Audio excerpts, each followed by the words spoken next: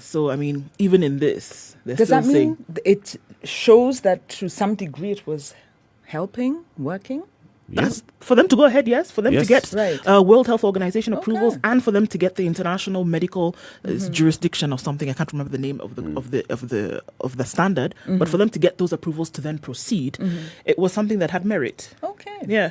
So Fair enough. Fair enough.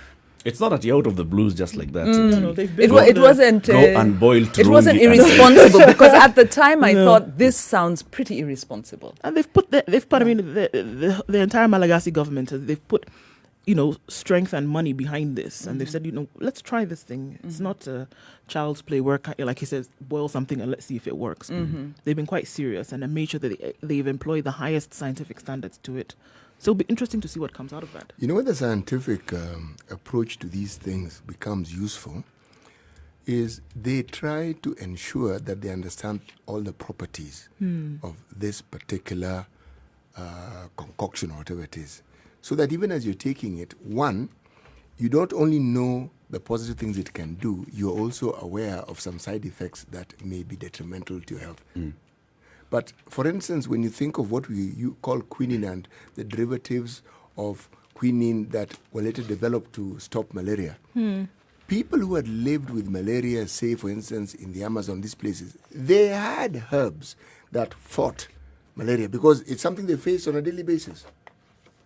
So that fight is always ongoing. Like our own Kenya Medical Research Institute has an entire center that deals with nothing but traditional medicine. Agreed. So Agreed. this was long understood that there is a lot of merit in traditional medicine. I'm a big supporter of traditional medicine, herbal remedies. But when a government comes out in the face of a pandemic, touting a herbal remedy before ascertaining the facts, then that is irresponsible. So it is the order in which they did things because it's the lockdown. And then, So I think as a government, they underestimated the impact of the virus. And the decision to use the herbal remedy in lieu of the other distancing measures, of course, is not tenable. It wasn't in lieu, Njeri. Though actually Did they do both? Yes. Yes, they did both. They did both, eh? Yeah. But Okay. also remember when you're talking about medicine, the politics that always comes in is this entity called Big Pharma. They want to control such things. And when you have a new disease, and a new disease that is all over the globe, if you pause for a second that it can kill people, but you look at how many people it has actually affected, Yeah. you can just see the money trickling in. It's ka-ching, ka-ching. You see, that's the thinking. You see, the cure isn't so that humanity can benefit. It isn't free. It's so that they can have, if I may use the term, a stranglehold. And Big Pharma will not support any idea that they themselves have not sort of like cornered and can see the benefit of. And That they control. won't. They'll fight it. I'm completely with you on that. Yes, Completely with you on they'll that. fight it. So there was always that little element. You see, remember with HIV, we had Obel and Koech coming up with mistake number one, they called it a cure. Had they just called it treatment, it would have been difficult to argue against. Because it certainly did provide some relief from the ravaging consequences of HIV. It did. It, at some level, put a halt to the advancement of the virus, but it wasn't a cure.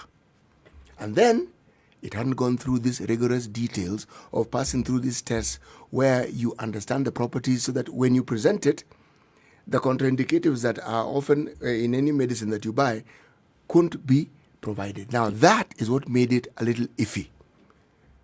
We talked about some fellow from Ghana and some of their own people who are supposedly producing fake cures. But when we asked this journalist specifically, have people complained of negative effects? He dodged it, never answered. Okay, have people complained or come forth with positive results? Again. So, Have people found themselves in hospital or as a something. result of taking this? There was no response, direct response, which means for all that it was being touted as fake, people are still taking it. And for people to continue taking it, then you can only assume that it was providing some kind of relief. You can assume something. that You they, can they assume. found some benefit in it. And of course, at the end of the day, like you're saying, it's a big pharma stranglehold Yes. on the medical industry. And then there's the battle, or there's the new thinking around being as natural as possible, going for natural remedies, going for herbal remedies. And then there's the international legal framework that works against countries in developing countries that don't invest sufficiently in terms of protecting their local knowledge. So there's that conversation. And fair enough, to Madagascar. But of course, when Magafuli talked about, was it Magafuli or was it Kaguta? No, I think it was Magafuli talked about importing this drug again in Tanzania in lieu of the shutdown. Those are irresponsible statements. But the principle under that, of course, is we need to preserve. We need to patent, protect, replicate, and earn from local knowledge. It's probably even better for health. But governments also have to be responsible when it comes to their citizens. And I think any government that didn't institute the measures to lock down and distance in the first instance, that was irresponsible because they didn't know what they're dealing with. A pandemic, there's so much that's not known about COVID. And there's so much more that wasn't known, we're now 3 months, is it 4 months? Believe me, into this. We are so still the a first long way measure off. government has to do is say, years we away. take the We are a long basic way off. measures to safeguard as we figure out how do we then try and return some response. Yes, some normalcy. Yeah. Because you don't know what you're dealing with. If you want to understand just the confusion that reigns, listen to WHO. I agree. Sometimes you wonder, that sounds a little like doublespeak. But it just tells you that they rely on what they consider credible information. And then not long after, someone else who's been conducting research in that same subject comes up with something else. Not that the information they first gave you was wrong. No. But this is another finding. When something is this new and it's reached pandemic status, believe me, we are going to hear and see and experience very many changes before it stabilizes and people say, this is actually what we need to do. Yeah. And the scary thing, of course, with what's happening is, what we're seeing in Kenya now is when hospitals become overburdened, when the emergency facilities, the support facilities become overburdened. Not only is it the COVID patients that suffer, it's also everyone else. Everybody else. Let's take a break. It's 16 minutes after 6. Going into a quick break, take a look at the weather as well and come back. Remember, you can read the Standard newspaper as we take a look at the newspaper headlines shortly. You can read the Standard newspaper on your mobile device. If you've got a Safaricom mobile device and you have at least 20 shillings worth of airtime, just dial star 550 star 2 hash. That is star 550 star 2 hash. It'll send you an SMS message, and that SMS has a link. Open the link. It gives you 3 options. You can read today's paper. You can subscribe to the weekly newspaper. You can that is every day of the week or every day of the month. 20 bob only today. Airtime. You don't need to download any app. No sign up form. No worry about data charges or data bundles. And you get to read the Standard newspaper. For that, we are going to give you 1,000 shillings worth of free Safaricom airtime. Shortly, I'll ask you a question which you need to answer. Good morning.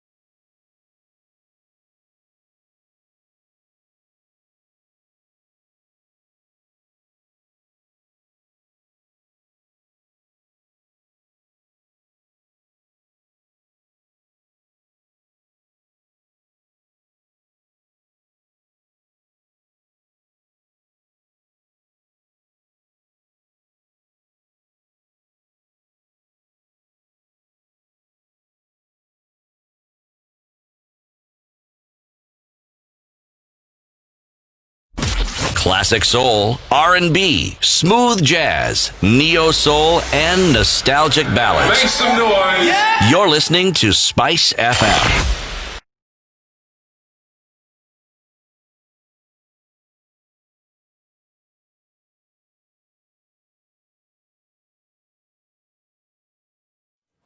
All right, it's a chilly Monday morning in Nairobi. We're looking at 13 degrees and a high of 22 today. Partly cloudy conditions, mostly cloudy conditions will continue through most parts of the city today. Looking into Njeri, it's cloudy at 13. Chances of thunderstorms in the afternoon and through the evening with highs of 21 and lows of 13. Nakuru is mostly cloudy at 14 degrees. We'll see thunderstorms later with highs of 22. And in Eldoret this morning, where it's cloudy conditions at 13, likelihood of rains quite high with highs of 19 and lows of 12. Kisumu is cloudy at 20 degrees. We'll see highs of 27 and lows of 19. Chances of showers later in the afternoon. Taking a look at Kakamega, where it's cloudy at 17. Rain showers expected later with highs of 24 and lows of 16. Partly cloudy in Malindi at 25. Highs of 28 and lows of 24 with cloudy conditions, chance of rain as well. 24 degrees and partly cloudy in Mombasa. We'll see highs of 29 today and lows of 24. 19 degrees in Kampala, Uganda this morning at cloudy conditions. We'll see rain showers later with highs of 24 and lows of 18. All right, taking a look at Dar es Salaam with clear skies this morning at 22. Those clear conditions likely continue through the rest of the day with highs of 31 and lows of 22. All right, go down south into Johannesburg, where clear skies will herald in chilly conditions, unfortunately, at 7 degrees. We'll see highs of 21 and lows of 4. Clear skies in Lagos at 24 degrees. That'll change later, though, with forecasted thunderstorms for the afternoon with highs of 29 and lows of 23. All right, let's take a look into Europe this Monday morning, where it's clear skies in London at 12 degrees, highs of 21 and lows of 10. In Paris at 13 degrees, clear skies as well. This will continue through the day with highs of 22 and lows of 12.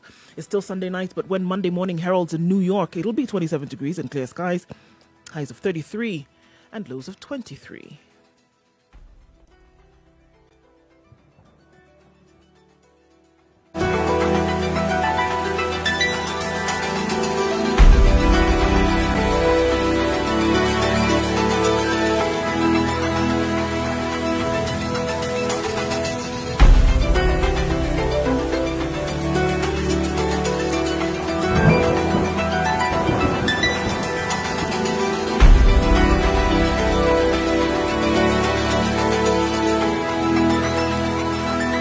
Minutes after 6.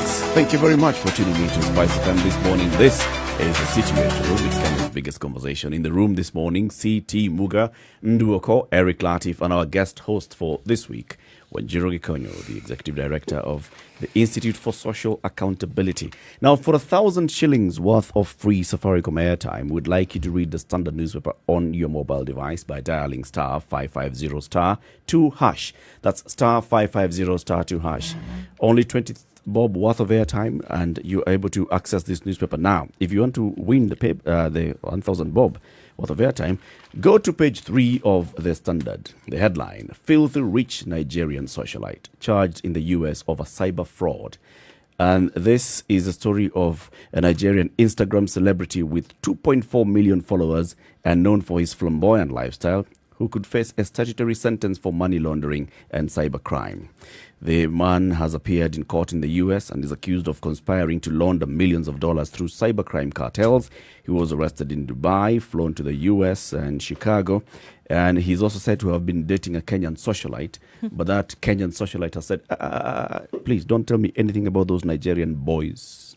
I will know nothing about them. I want to hear nothing about them. Now, we want you to read that paper, and in the second paragraph, you'll find the man's name and age, and we want you to tell us his name and his age.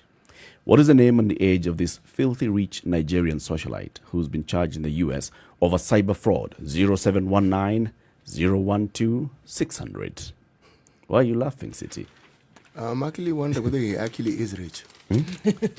That's what it's basically the fact that someone lives a lavish life and someone is ostentatious doesn't mean that they are wealthy. Nope. No, it doesn't. It just means that they're ostentatious. That's what it means. And it could also be a tool of trade. I've got to appear like I'm filthy rich so that I can attract more people. Basically, this is just a magnet or bait. The man, according to U.S. federal court affidavit, one of the alleged victims was the client. Okay, so prosecutors are alleging that this man is a mastermind of a global network that uses computer intrusions, business email compromise schemes, and money laundering capers to steal hundreds of millions of dollars. Okay. He was nabbed alongside 11 others through the help of Dubai police. And when he was seized, nearly 4.3 billion shillings, 13 luxury cars worth 720 million shillings, and phone and computer data containing more than 100,000 alleged fraud files and the addresses of nearly 2 million possible victims. Proper business operation. 0719-012-600. What is the name and age of this person? Page 3 of the Standard. Second paragraph has the name and age. Let's talk about other headlines in the papers. Nduh? Yes. Bombshell for Sonko as agency queries 500 million shillings.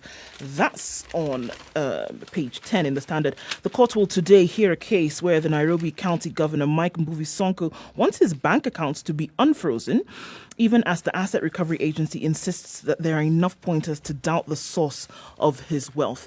It's interesting that many more of these cases are coming out after this landmark ruling, whereby if you can't explain the source of your source or sustenance of this wealth, then you give us basically permission to either take it back or prosecute. So investigators say in court documents that from his donations, while the public knows he's a man of means who does not need money in 10 accounts that are now at the heart of a classic war with the Asset Recovery Agency, the case will now be heard by a third judge. Sonko wants his accounts unfrozen, saying that there is no evidence of crime. He is suffering for lack of money, he says. But the ARA insists that there are enough pointers to doubt the source of his wealth. So because they doubt the source of his wealth, they are not in a hurry to unfreeze accounts his frozen, accounts. and now the man is suffering because he can't access his money. He's yes, broke. and there's COVID, people need money. And this is the time. All In right. 2017, they're saying that he received 288 million shillings in 53 cash deposits. Cash deposits worth 288 million. 2018, he is alleged to have received 205 million shillings in 143 cash deposits. In 2019, he is alleged to have received 57 million shillings in 66 cash deposits. Meaning the total of deposits amounted to that. Over this Yes, this because I was 12 months. thinking, okay, 280 million shillings. In a day. What sort of vehicle do you pile up? Throughout the year. No, throughout the year. Basically. I know, it would have been interesting, right? In 53 cash deposits, 53 deposits amounting to 288 million shillings Yes. in a span of a year. And for example, there is this kind of breakdown. In 2017 alone, August 17th, 2017, he receives 30 million shillings in various bank accounts split into 24 transactions. Same day, 30 a.m., 24 transactions. 3 days later, August 21st, Sonko received 8 million shillings in 11 transactions. 23rd, Sonko receives $10,300 split in 2 deposits. 25th, Sonko receives 4.8 million in DTB and equity in 7 deposits.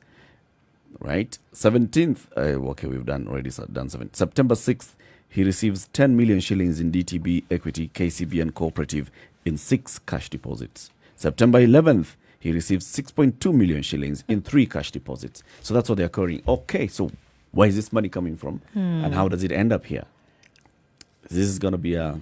It'll be interesting to watch. The ARA says that the above transactions in the proceeding, these above transactions, depict a scheme of money laundering and an attempt to conceal and disguise the source of funds. Of course, there is the requirement that should you be depositing a certain amount of money, it should be accompanied by an explanation as to the source of this funding.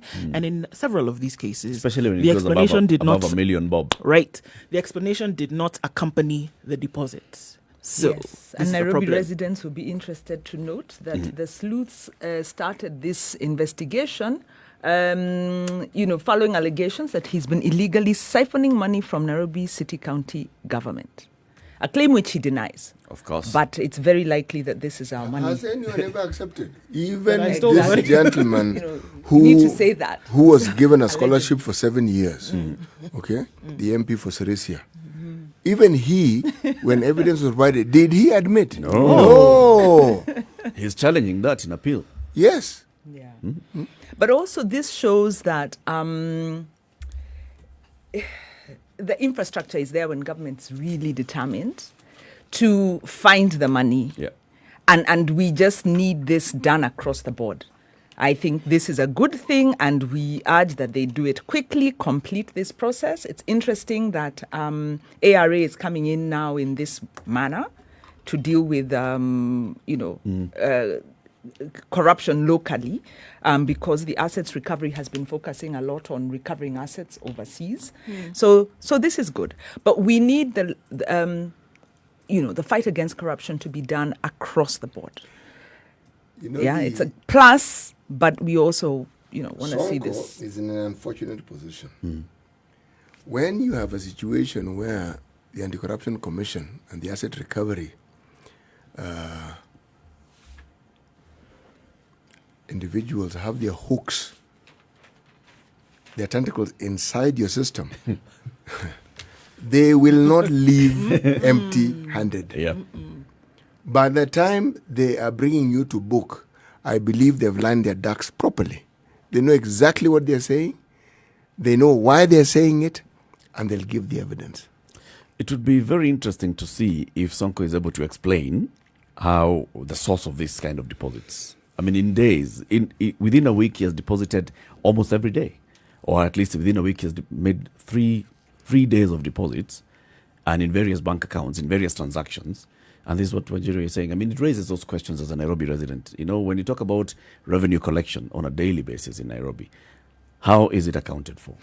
Remember, and when they announce, it's what you keep saying, CT, when they tell us that they have been collecting 7 billion shillings in a month or in a week, that's what they say. Not necessarily the true state of affairs. No, it isn't. You see, when someone gives you an amount, and this is something that it's an infection that has carried on from the days of the county councils and the town councils. Revenue collection for the longest time was a cash business. And because it was a cash business, you were always told of what they collect. You were never told what the potential actually was. So you don't really know. This amount that they're telling you about, what does it represent? Does it represent benchmark? Yes, does it represent what could be collected? Does it represent what they're willing to tell you? Does it represent what they banked? In fact, in Nairobi, two things. At the point where this was happening, Sonko had begun trying to revoke the contract of the company that was doing automated revenue collection. Yeah. So the plot thickens when you see these kind of figures and you suspect, okay, this could be local revenue, unexplained cash coming from these sources. At the same time, the governor is fighting the company that was set up to collect this money in an automated manner, and this money is then deposited in a manner that cannot to make it cashless and make it to insulate it from this kind of corruption. The other thing is that at this point, the governor the county was also talking about doing this audit to establish the revenue potentials. They had this digital thing. They had put some, 1 or 2 billion shillings, and this is a project that's always on the Nairobi County books. Let's establish our potential, and map it out so that it's clear. Do you know to date how many such studies have been done? Every county government, every local authority comes in and says that. At 25 minutes to 7 o'clock, let's take a look at traffic, what's happening on the roads this morning. And remember, you have about 25 minutes also to win this 1,000 shillings worth of free Safaricom airtime. Just dial *550*2#, read the Standard newspaper, go to page 3. You'll see the story of the filthy rich Nigerian socialite charged with in the US over cyber fraud. Second paragraph has the name and the age of this gentleman. What's the name and the age of the gentleman in question? Good morning.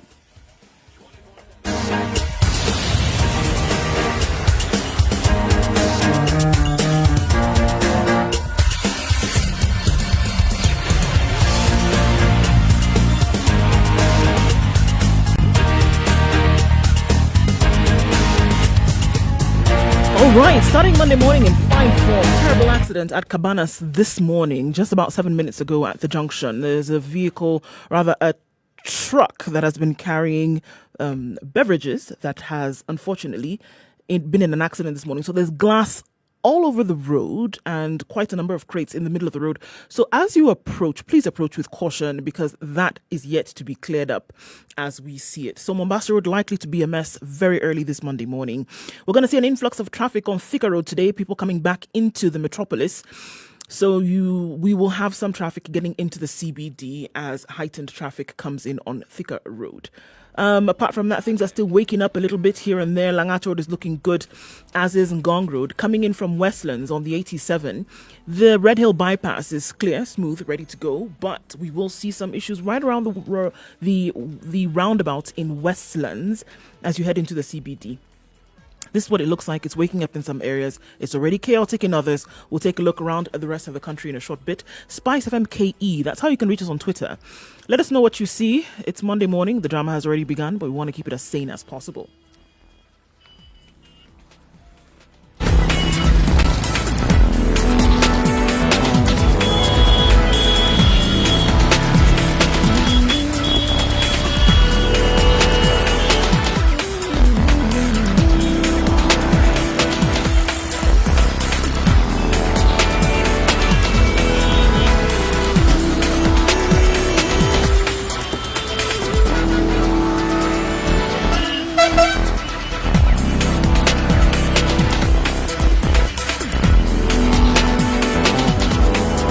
Kenya's biggest conversation continues in the room this morning. CT Muga, Eric Latiff, Nduh Okoh, and Njeri Thorne. We're taking a look at newspaper headlines.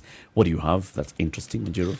The big story about Malawi and how Malawi managed to turn their, a situation that was very similar to what we had in Kenya, but this turned out to be a positive win for the opposition candidate. Mm-hmm.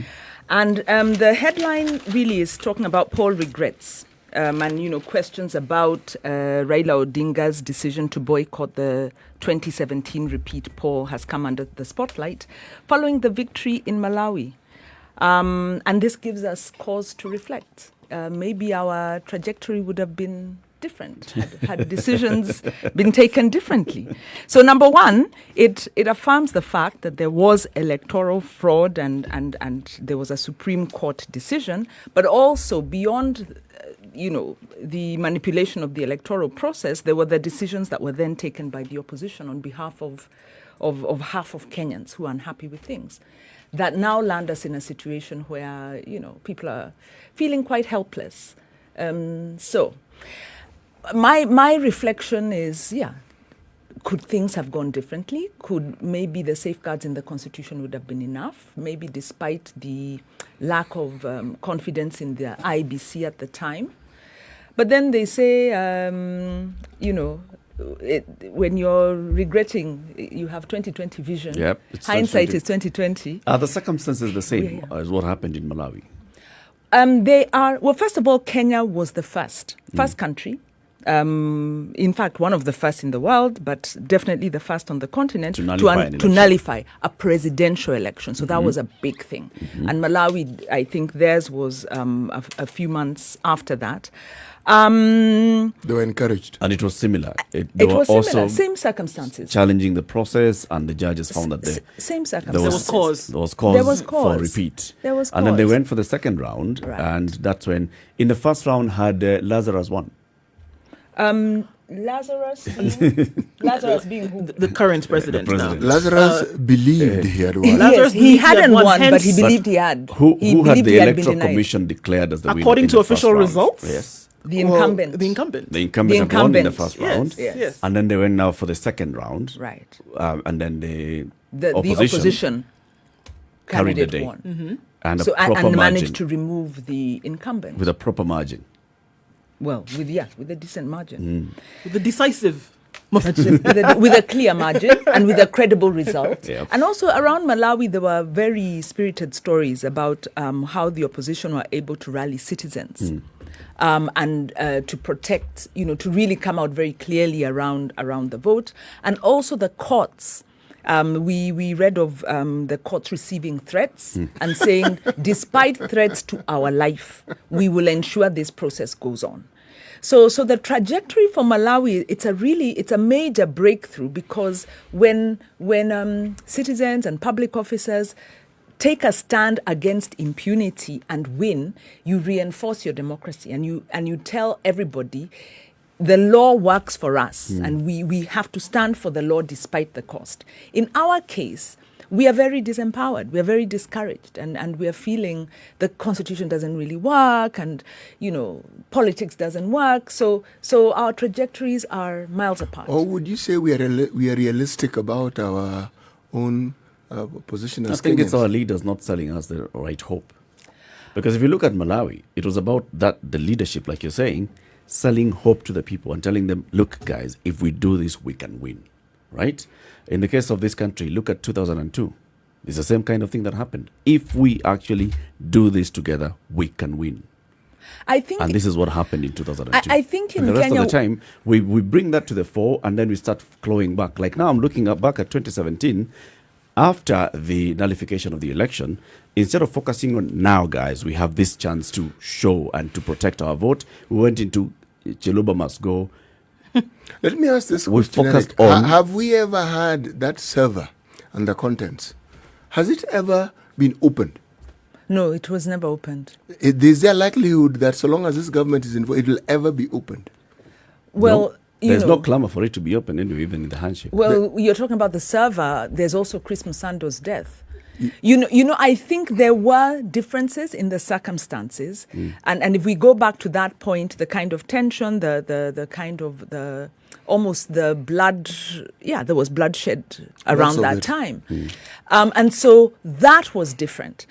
I don't know. It would be interesting to compare. I don't know enough about Malawi and Kenya, but definitely the level of impunity displayed by the administration, I think, also influenced the decisions of the opposition.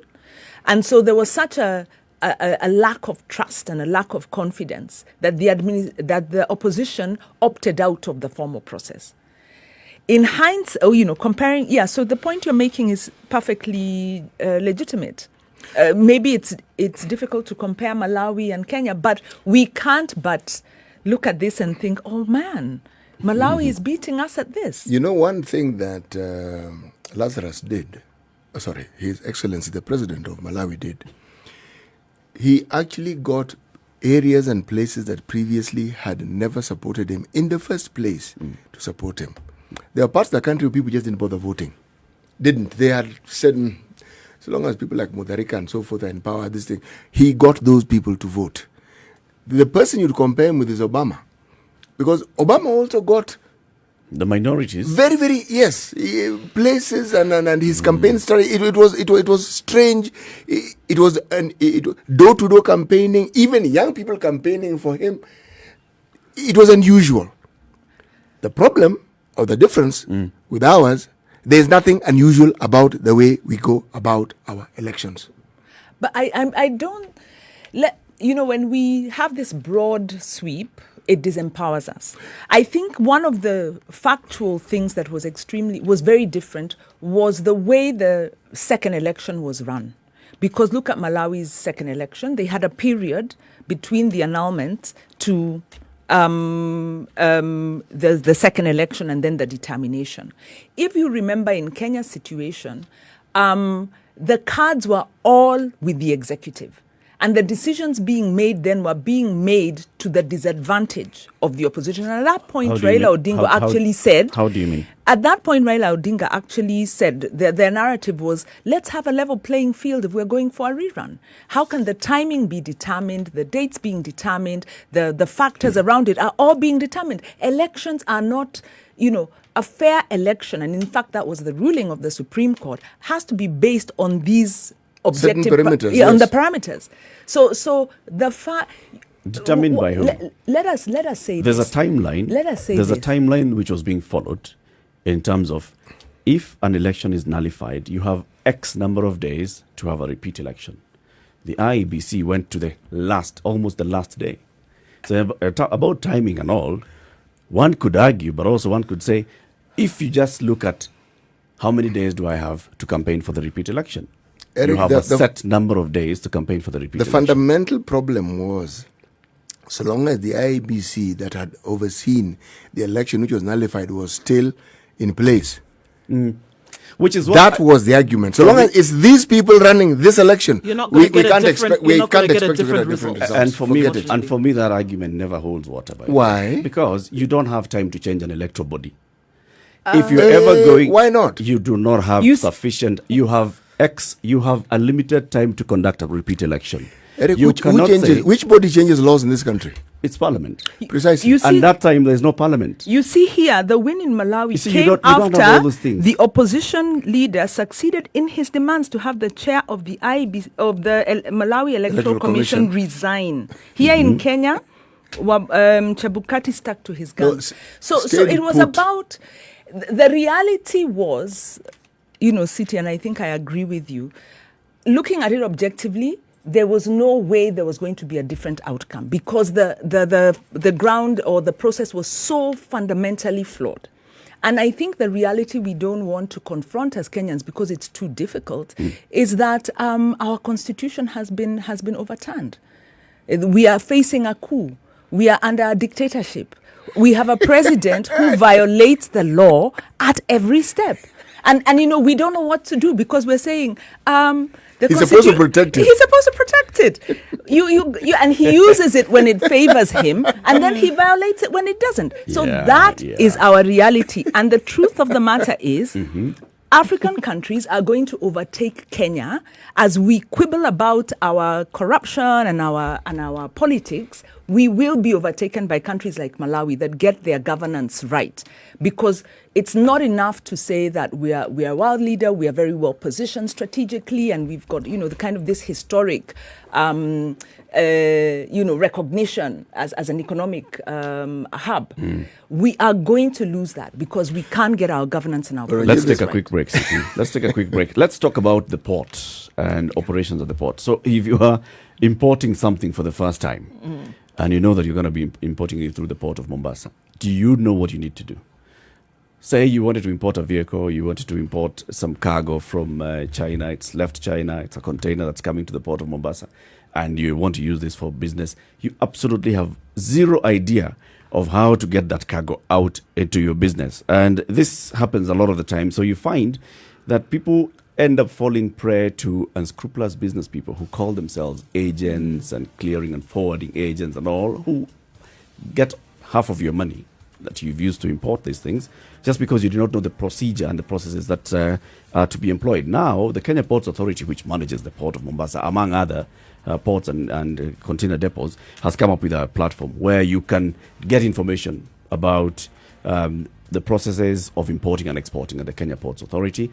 They are calling it Captain Cargo, and Captain Cargo is on their website, www.kpa.co.ke/Captain Cargo. And cargo is K-A-R-G-A-O. Captain is captain, the way you write captain in English, and then cargo, K-A-R-G-O. We'll be telling you a lot about Captain Cargo and how you can access Captain Cargo, what kind of information and services that Captain Cargo offers. So just keep it right here on Spice FM. Good morning. It's 11 minutes to 7.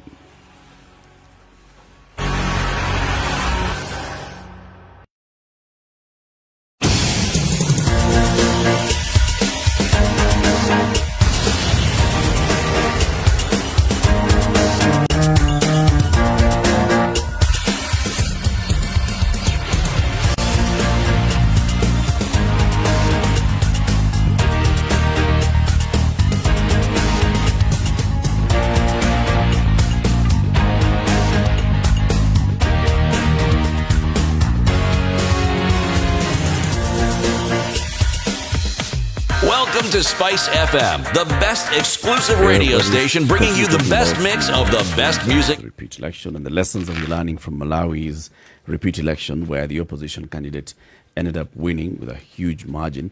I still need to remind you, 1,000 shillings worth of free Safaricom airtime if you get to access the Standard newspaper on your mobile device, *550*2#.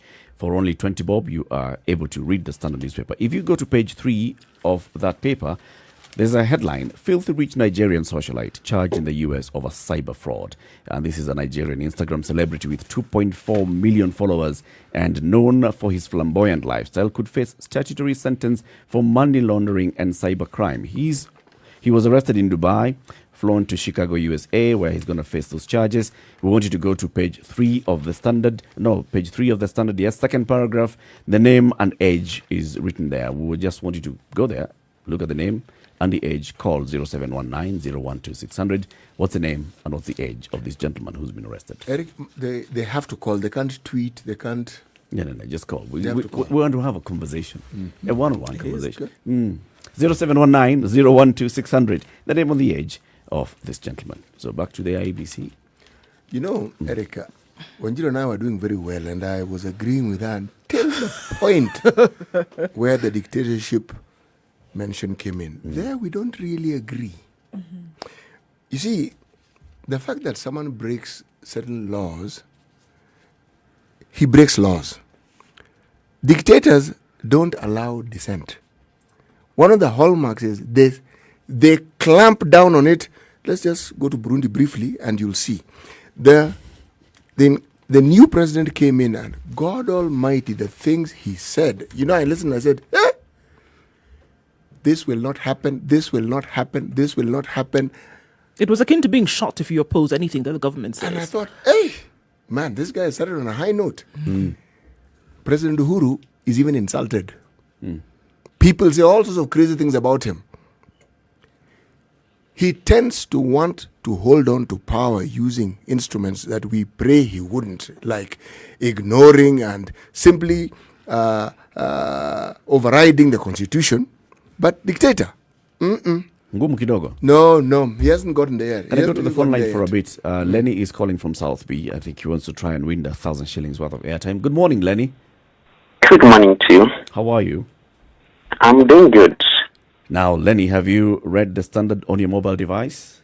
Yes, in fact, I'm ready right now. Very good. Yes, we talk. Page 3, there's a story of this Nigerian gentleman who's called a socialite. Yes. What's the name and age of this gentleman? Ramson Abbas, alias Hash Bupi. Sorry, say again. Ramson Abbas. Ramson Abbas. Yes, H37. Uh-huh. Yes. I think you're getting the name a bit wrong. Let's try somebody else and see if they get it right. If they don't, we come back to you. Bosire Inrongai. He got it. Yes, good morning. Good morning. Good morning. I wanted to try the answer. What is the name of the gentleman and what is his age? Ramon Abbas, There you go. and he's 37 years old. You get the difference? City and Wanjiru? It's mother tongue. Ramon and interference. Ramson Yes. are two different names. He got the age. He even got Hush Puppy. Yes. Yes. You need to give 2,000. Ramon, Okay, utoe the kwa name mfuko yako. is Ramon Abbas. Elias who? Hash Papi, And the age? 37. 37 years old. I think I'm going to give this to you, Bosira Inrongai. This is the one that actually gets it right. You've got to get people's names right. Thank you. Lenny umesikia? Hey, kwa nini mnanitoa bana? Ramon. What? Ramon and Ramson. The way you it is written is Ramson. The way you pronounce Not Ramon is Pepper. Ramson. Now that's new. For effort. That's new. Try to borrow. Try to borrow, Lenny. Okay. Bosira, you get the 1,000 shillings worth of free Safaricom airtime. Stick around, speak to John, our producer, and he'll take your details, okay? Okay, thank you. Congratulations, and thank you very much for calling in, Lenny, as well. Ramon and Ramson are different. Oh, yes. We agree, but he was almost there. He was almost really. there. Yeah. He had everything else. If Bosire it was hadn't just come as in, the spelling. if Bosire hadn't come in, had Bosire not come in, Yes. Lenny might have won. Okay, so rebuttal to that. We don't have a dictator. a No, we dictatorship. don't. In fact, authoritarian, yes. Not really. Yeah, he has authoritarian tendencies. I think I agree with you that he's not a dictator. The law does not allow that. He's a serial violator. We agree on that. And I think that there's an aspect when when people use the term dictator or when people describe Uhuru, there is an aspect that bothers us that's not necessarily very visible. And it's this conflict of interest that mars a lot of the projects that he's, that are tarnishing really his legacy. SGR, which we'll be discussing, there are questions around decisions that were made. And then there are issues of conflict of interest that surround some of those issues. Nairobi County, similarly. Of course, the elections is not a conflict of interest issue. Those are interests.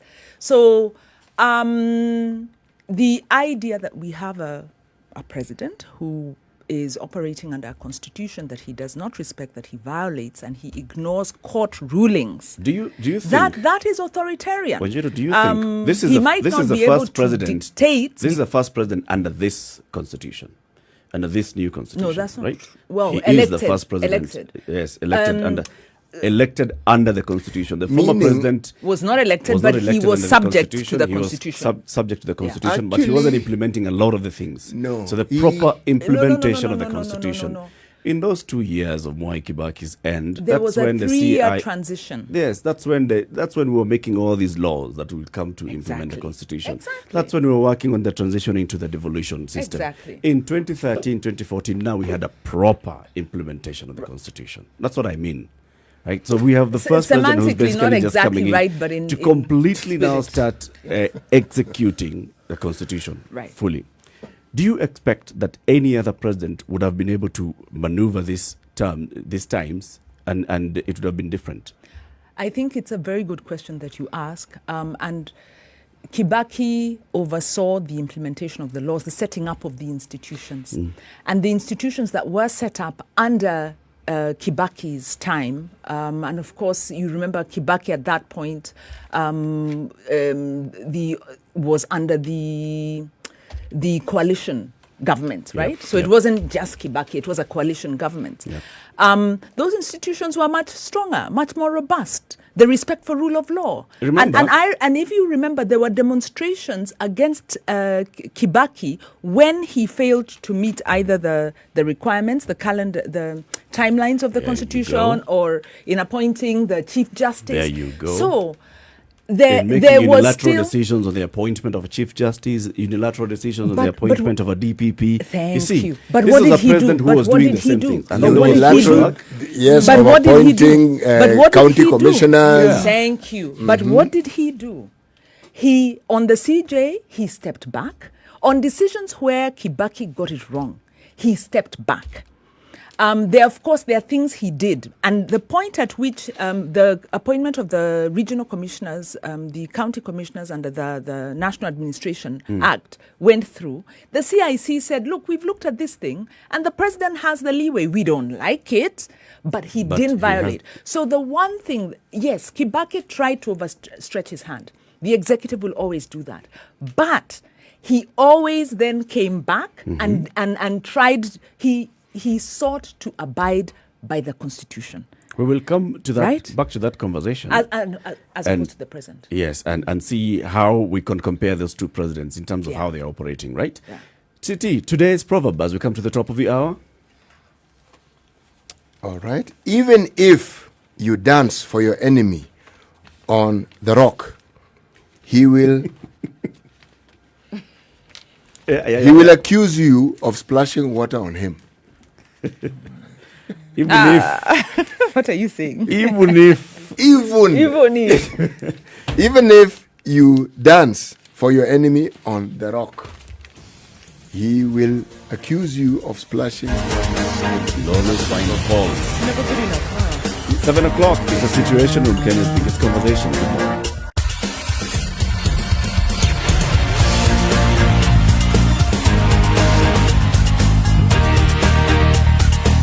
Easy street on Gong Road all the way into the CBD, getting through the City Mortuary roundabout. Not going to be much of an issue there today. Monday morning is looking like a good one all the way from Gong. And Karen, into Nairobi. We have the issue we had around Cabanas on Mombasa Road earlier on. It's still there, still trying to be sorted out. So as you approach, please approach with caution.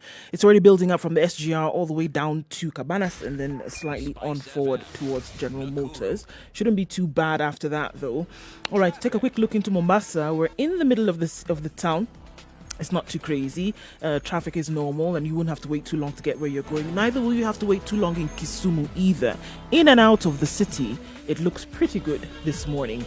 All right, let's look at Thika Road where there's an influx of traffic inbound on Thika Road and then into the CBD right around the Pangani underpass. It'll take you a slow minute to get out of there, but it shouldn't be too bad. We'll keep an eye on it and let you know what it looks like. You have information for us, let us know as well. The eastern and southern bypasses look pretty good this morning for Monday.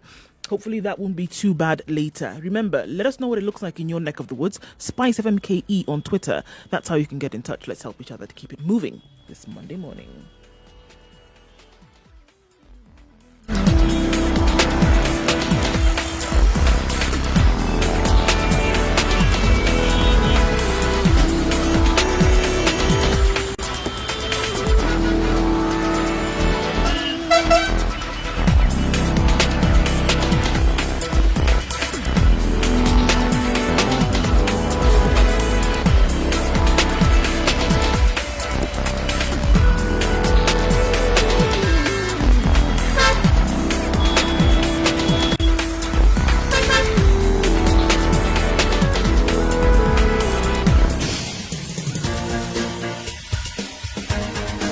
This is The Situation Room, the home of hard-hitting political commentary and penetrating insights about the state of the nation. This is a talk radio experience like no other. The Situation Room, a place for hard truths, debates, and elevated conversations. The Situation Room, witty, political, Coming up to engaging, 3 minutes deep, after 7. Thank you very much controversial. for tuning In the into room, The we Situation have this Monday C.T. morning. In the room Muga. this morning, we're also joined by Njeri Thorne. She's Executive Director of the Institute for Social Accountability. Let's talk accountability now, shall we?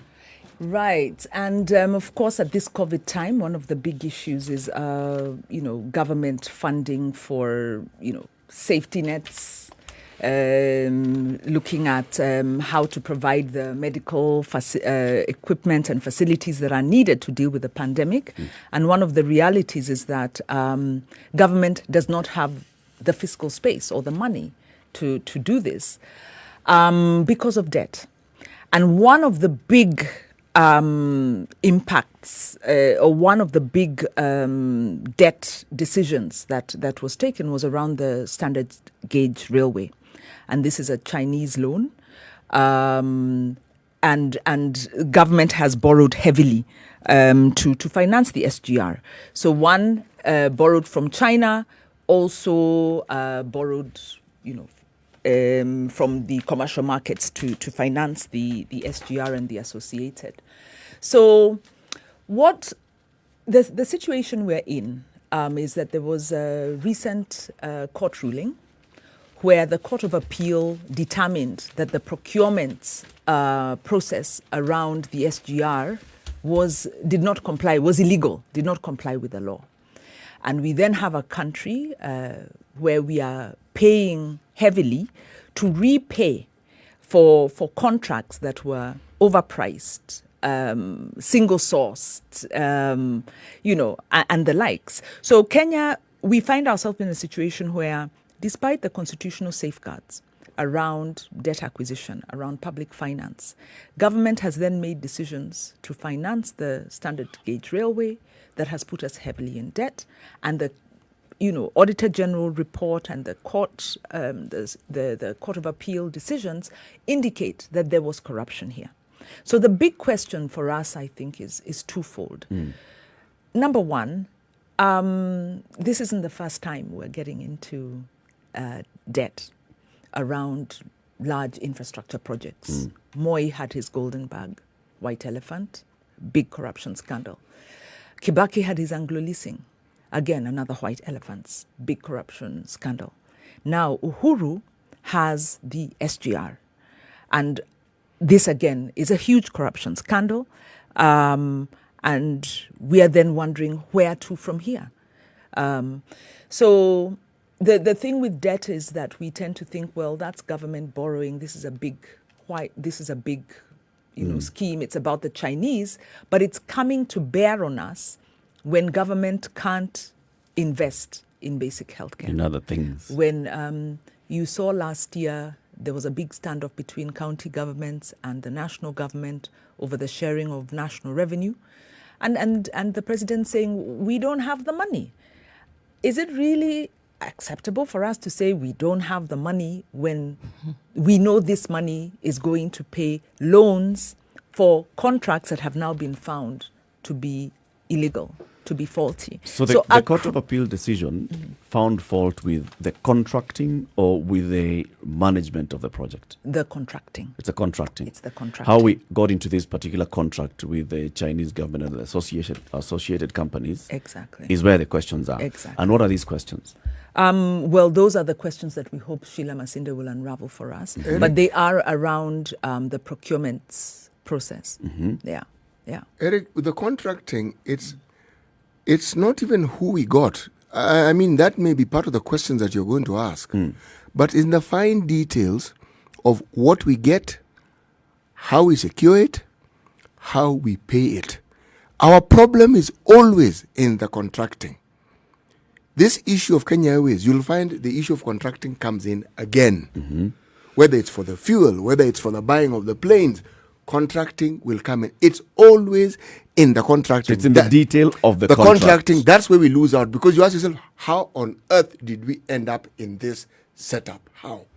Yeah, so this was in the procurement, and I think Sheila Masinde will highlight what part of the procurement process, and there are several parts. One, okay, you draw up a contract, you identify the providers, you then also there were processes that took place around this because there were land acquisitions. So contracting usually it happens at many levels, and so we'll get the technical details around that. But the principle for me and the bigger question is, what do we do about this? Because we tend to reveal these scandals. It's already done and dusted. We all get very, very upset about it. But that's about it. And then business as usual. And so presidents have calculated and said, look, all they'll do is talk. At the end of the day, big deal. Mutadu. As we introduce Sheila Masinde, who's the Executive Director of Transparency International, Kenya, Njeri, how do we tie in this conversation to sovereignty? I mean, where is our sovereignty now coming to question? It's a very painful issue. And it's not only Kenya that's facing this. And there's this Okoh Mombasa coalition that has already started this conversation. Sovereignty is around the contract. Because the contract through which the Kenya government got into this agreement with the Chinese government has a clause that states that arbitration on this contract will be based on Chinese law and not in line with Kenyan law, and actually says that this issue of sovereignty does not come to apply in the arbitration process. You cannot argue sovereignty. You can't. At any point during arbitration or any conflict. Which means our government at some point ceded our sovereignty. The second thing is you collateralize debt. You say, yes, we're going to pay and these are the terms. And if this doesn't work out, then this is the collateral that we're offering. Now, this contract has never been made available. And Okoh Mombasa coalition has been pushing for this. Katiba Institute went to court also pushing for this contract. This contract has not been made available. Kiom Tata also. This contract has not been made available, so we do not have the fine print. And in fact, part of the conditions around this contract was not revealing the details of collateralizing. So Article 1, sovereignty of the people, has been violated. And the question we have to ask ourselves is, the reality is that it's good to talk, it's good to understand, but it's not enough. When Moi violated, during Goldenberg, Anglo-leasing, we did not have these strong constitutional safeguards. And we have to ask, what do we do? And sovereignty is one thing that, it's what we need to maybe borrow a leaf from Malawi, where the judges there said, we knew our life was at risk. But for democracy and of the country, we had to take this step. So I think as Kenyans, we really need to ask, are we prepared to stand for our sovereignty? And pay Sheila the price? Masinde is the Executive Director of Transparency International Kenya. Good morning, Sheila. Hi, Eric. Good morning. Good morning to you. Thank you very much for speaking to us this morning. Welcome to the Situation Room. Thank you for having me this morning. You've heard our introduction and how Njeri has introduced this topic, talking about the specific loans that we took from the government of China to finance the SGR project. And it brings in the issue of sovereignty. And there have been decisions that have been made by the Court of Appeal in terms of rulings that found parts of this contracting to have been illegal, right? Yes. And the question we asked is, what exactly does the Court of Appeal have an issue with? Is it the details of the contract? Is it the revelation of the details of the contract? What exactly is it that the Court of Appeal found? Well, some of the issues that have been raised in the judgment by the Court of Appeal was that the Constitution was violated, and as well as our public procurement laws in the manner in which the project was secured, lack of transparency, accountability, and also there was no cost-effective evaluation of the project. And some of these things, we've been asking about them since SGR came into the picture. And another key issue raised was the fact that there was no due diligence that was conducted. There was no independent feasibility study and design of the project. No design of the project was undertaken before seeking contractors to implement the project. And had this been done, then a conflict of interest will have been noted as the China Road Company funded its own feasibility study, and then the same company is then contracted to build the SGR. Mm-hmm. And if we had done due process, then would have noted that China Road was ineligible for the award of the contract because it had also been blacklisted by the World Bank following corruption in road projects in the Philippines. So there was lack of due diligence. There is also the issue, and I think Njeri has raised this, the issue around single sourcing of China Road Company to execute the project. And this contravened various provisions of the Constitution, Article 10 on our national values and principles of governance, and various other articles on public finance management, some of our laws on anti-corruption, the Public Officers Ethics Act, and others. And because of this, then, the court declared that the contract awarded to China Road was unconstitutional, irregular, illegal, and invalid. And then there was also the failure to undertake an environmental impact assessment before implementation of the project, because this is something that environmentalists have talked about for some time now. The SGR runs through a national park, and with irreversible and irreparable environmental impact, and this affects various other sectors, tourism, wildlife, environment, natural resources, and so on. But I think maybe just to highlight that there are many concerns that we have had on the SGR whole process, the contracting, and even now it's running. There's been a lot of questions and revelations around, transparency. And Njeri has said that even up to date, whatever we have, what is out in the public, like in terms of the contract, have not been issued by the government. These are details that have been gotten underhand and rather behind the scenes. So we have questions about transparency in terms of, what the government has yet to come to us and tell us the details of the SDR agreements, one with the Exim Bank and also with the China Road Company. There have been questions around corruption. We've seen suspected ticketing fraud scandals. There's been questions around mismanagement and inflation of costs. Yeah. So there are various concerns we have around the SDR. Many issues that I hear you mention, Sheila, and they make sense because these are issues that we've had being discussed over and over and over again. But what I hear you say is to the end of the contracting. Well, there is the issue of who conducted the feasibility studies. Did we have environmental assessment studies done? All those. But specifically to the issue of procurement of the loan, has the court pronounced itself on this particular matter? On the loan itself, this is how much we've borrowed, and these are the this is the collateral that you've put in place, or this is what the agreement says? I think the court was more clear in terms of the process, Procurement. the process of contracting for the China Road and Company. So Sheila, we're looking at this entire contract as being illegal? Is the illegality being applied to the entire contract or processes of? So it's more or less the process that was used in terms of procuring the companies. That is what the court has declared as looking at our procurement laws, looking at the constitution as unconstitutional, irregular, illegal. Okay. So now, if we're looking at the reality of this, Sheila, what then does this mean? Well, I know that for now, I've heard that the government wants to appeal. Not an appeal at the Supreme Court. But in essence, I think we really, as Kenyans, really need answers because we have questions about value for money and whether Kenyans have been able to get any value, or even if any of us will see any value accruing from that project in our lifetime, given that we have a lot of loans to pay and that the profits or whatever from the railway line is little compared to what we have to pay back.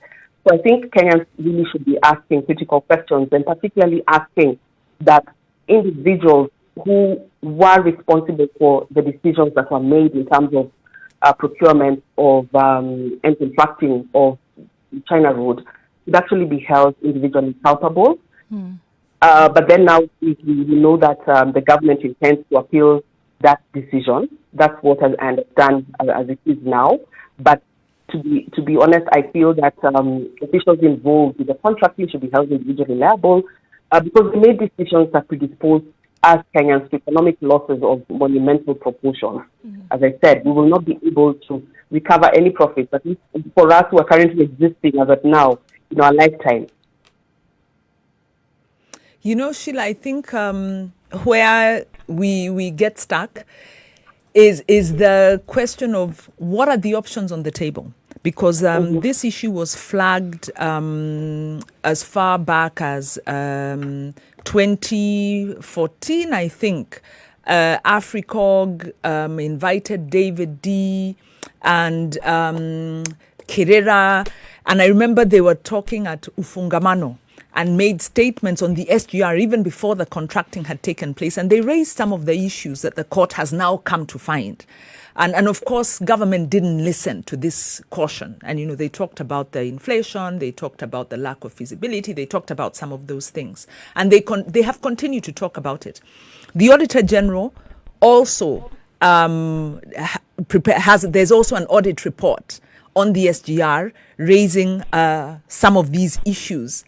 So the Auditor General had also raised concerns around this. And I don't know the extent to which those recommendations are actionable.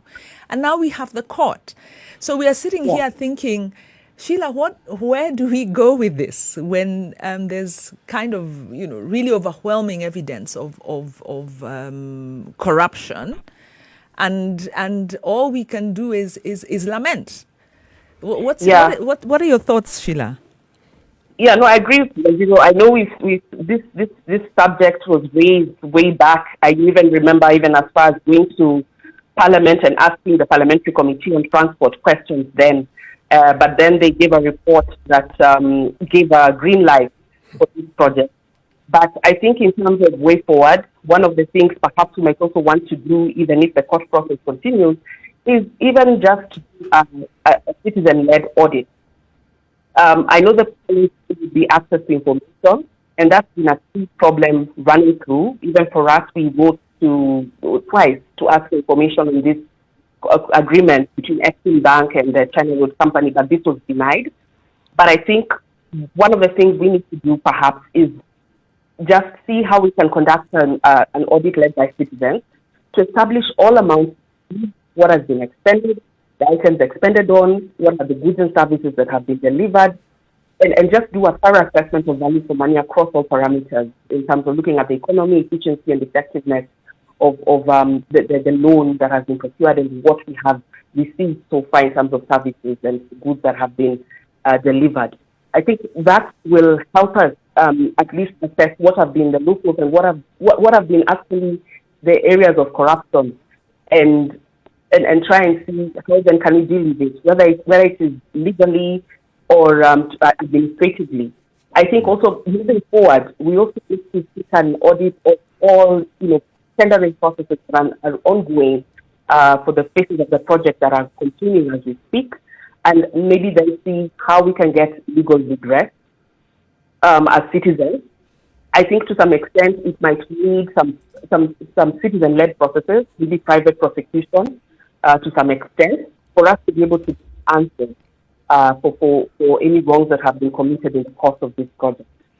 In terms of the individual responsibility, the officers who at every turn have enabled this process, either through omission or commission.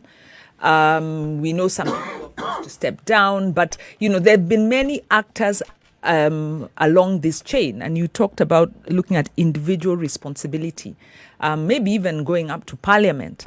What framework exists for that? What is that social sanction? Are there legal measures? Are there some anchors that can be used in law?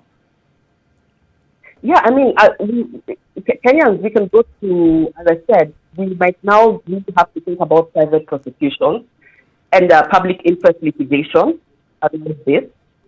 And we've seen many cases. I mean, for instance, the cases that have gone so far to court have been cases of public interest litigation. You've talked about Okoh Mombasa and also what Okia used. That was an example of public interest litigation.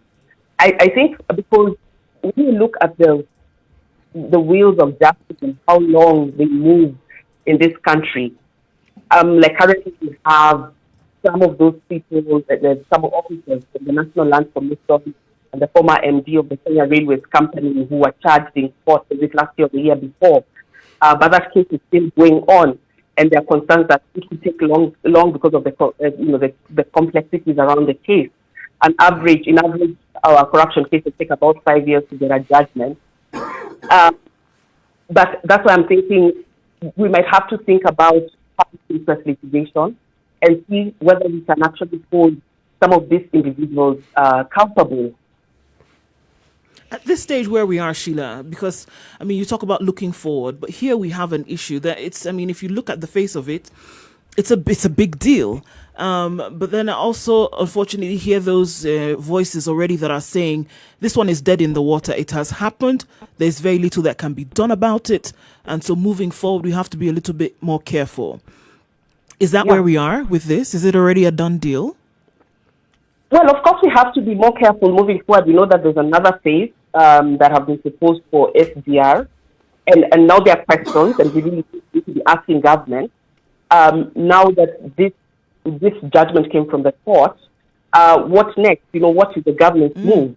The government has also given an advisory, that's to the State Law Office, that for instance, the Kenya Railways should cut the contract or seek an early handover from Africa Star, company which has been managing the SDR. Right. But then you see there's still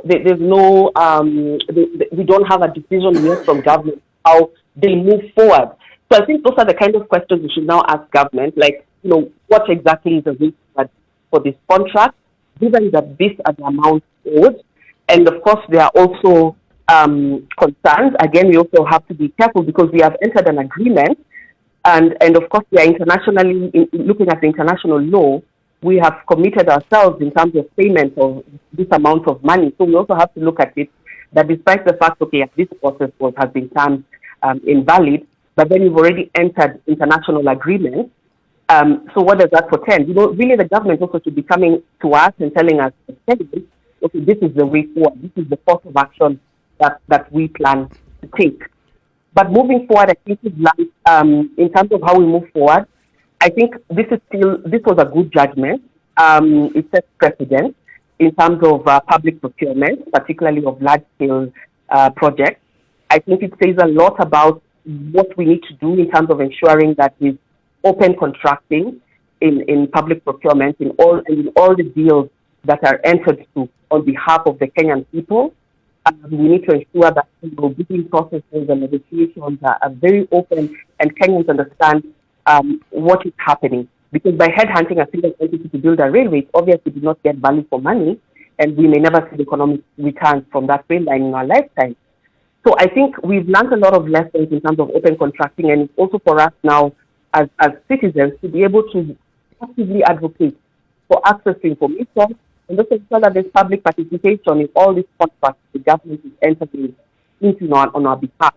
Because open contracting will reduce corruption in this kind of processes, and it will enable us as citizens to also monitor any of these contracts and any agreements that have been made, so we're also able to hold duty bearers to account.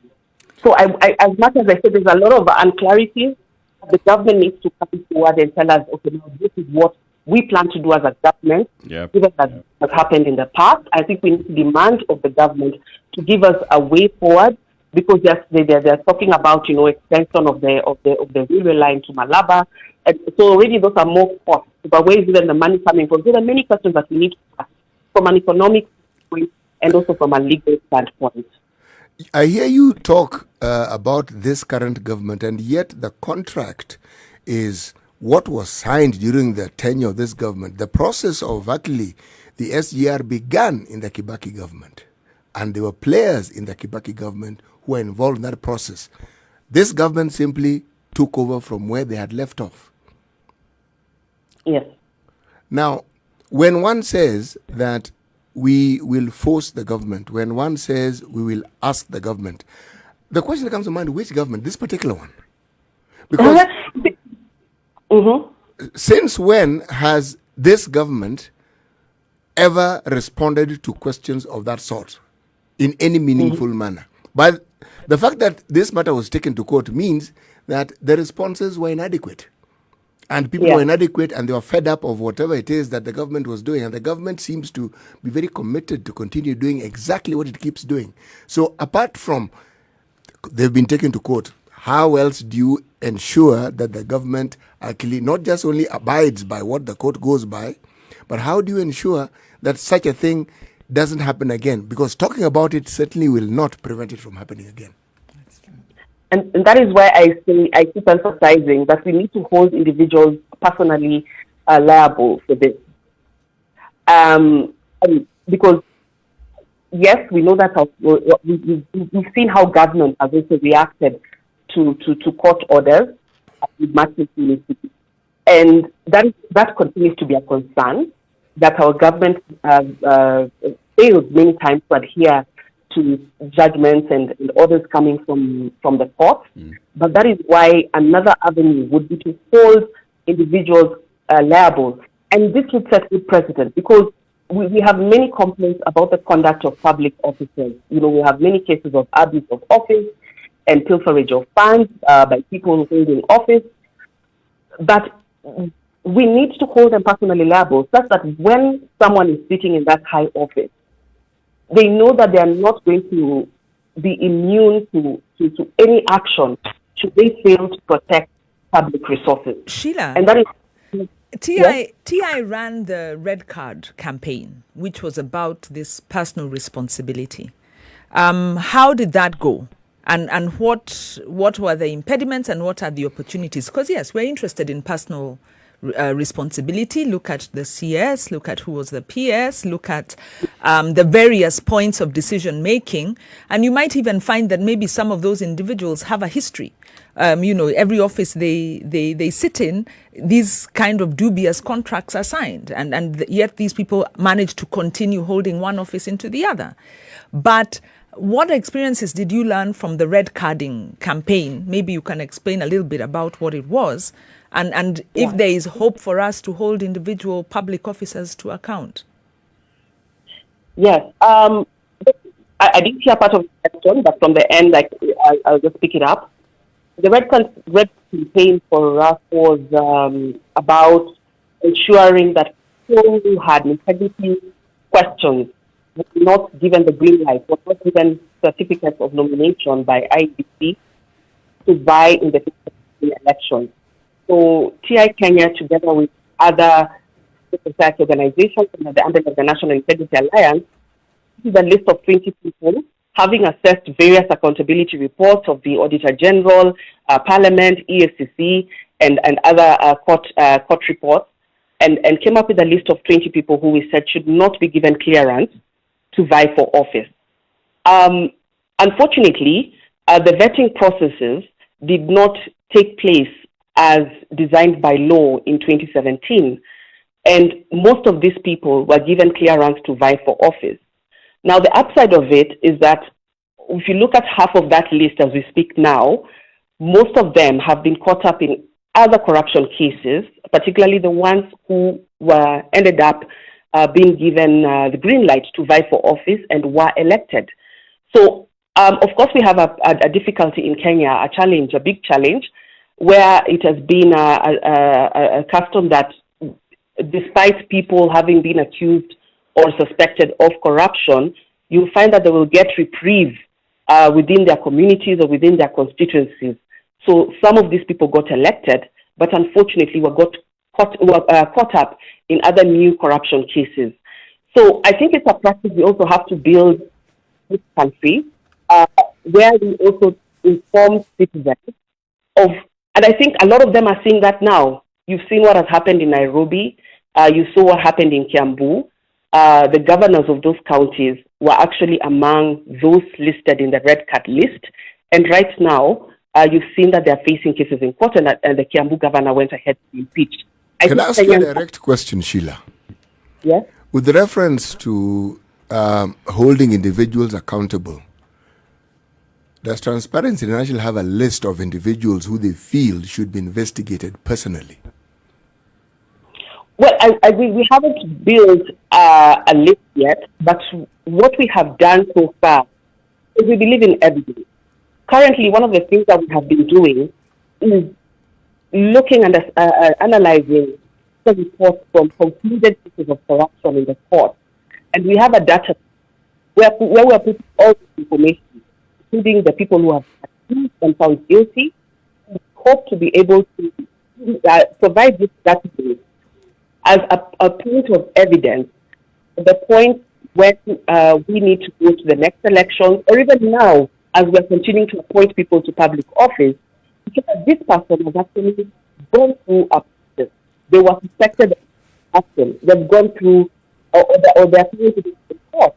So they should not, during the vetting processes, they should not be given clearance to move on to another public office or even to seek elective office. Sheila, let's take a quick break, take a look at the traffic and weather, and then we continue with this conversation. We are speaking with Sheila Masinde. She's the Executive Director of Transparency International Kenya, looking at the entire process of contracting for the SGR, and also looking at the process of procuring the loans for the SGR. Those are actually those are two distinct phases of this particular project, SGR. How much loan we've borrowed. How much is it so far? $4.5 billion from the Chinese government and associated companies. And also now they're contracting for how this money was spent to realize the SGR from Nairobi to Naivasha so far. 26 minutes to 8 o'clock. It's a Situation Room. It's Kenya's biggest conversation. Good morning.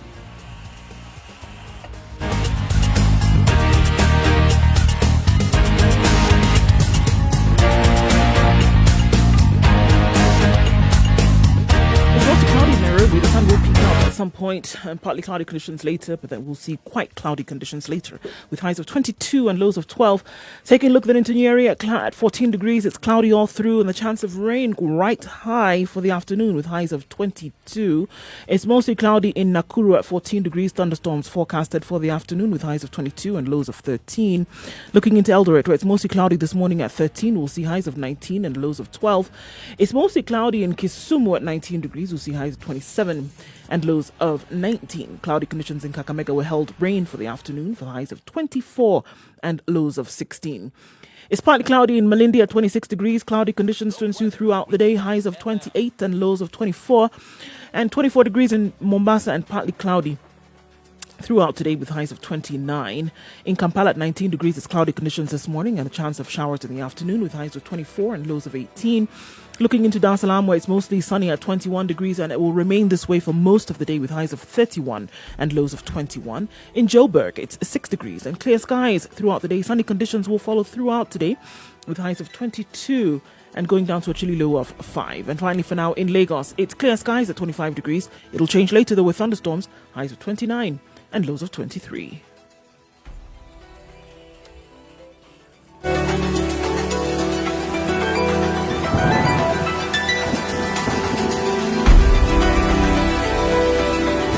All right, police have arrived on the scene on Mombasa Road today, right around Cabanas, and they sorted that issue out. And so now the problem that we see is a little bit of glass on the road. So you still need to approach with caution, but not too many vehicles were involved in this.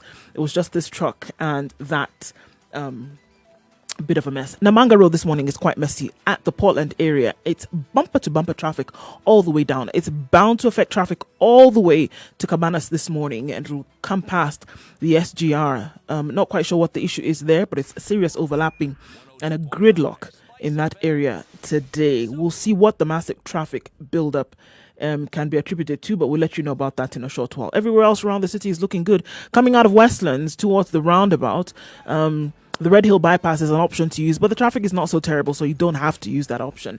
The eastern and southern bypasses are open this morning. We don't have any issues there. We'll let you know if we do. Let us know what you see too. If you get stuck somewhere and want people to avoid something, Spice FM KE on Twitter.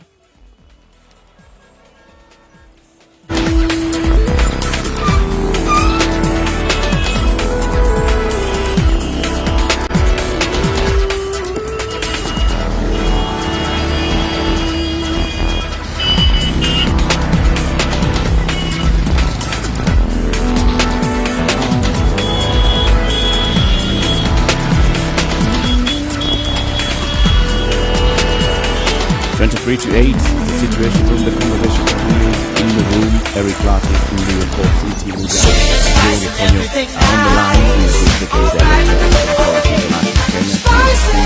Spice up your life. The corruption that is the entire process of the SGR.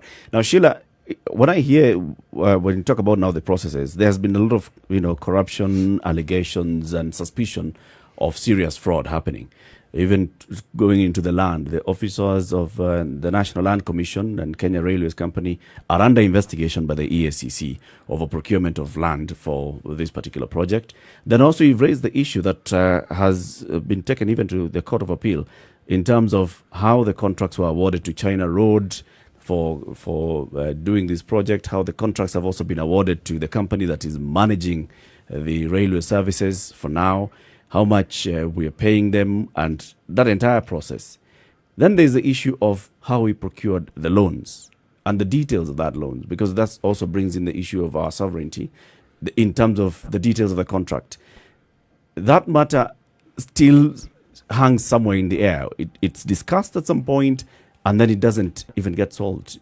As in, what is it that we have committed ourselves to in procuring $3 billion for the construction of railway from Mombasa to Nairobi, and a further $1.5 billion from Nairobi to Naivasha?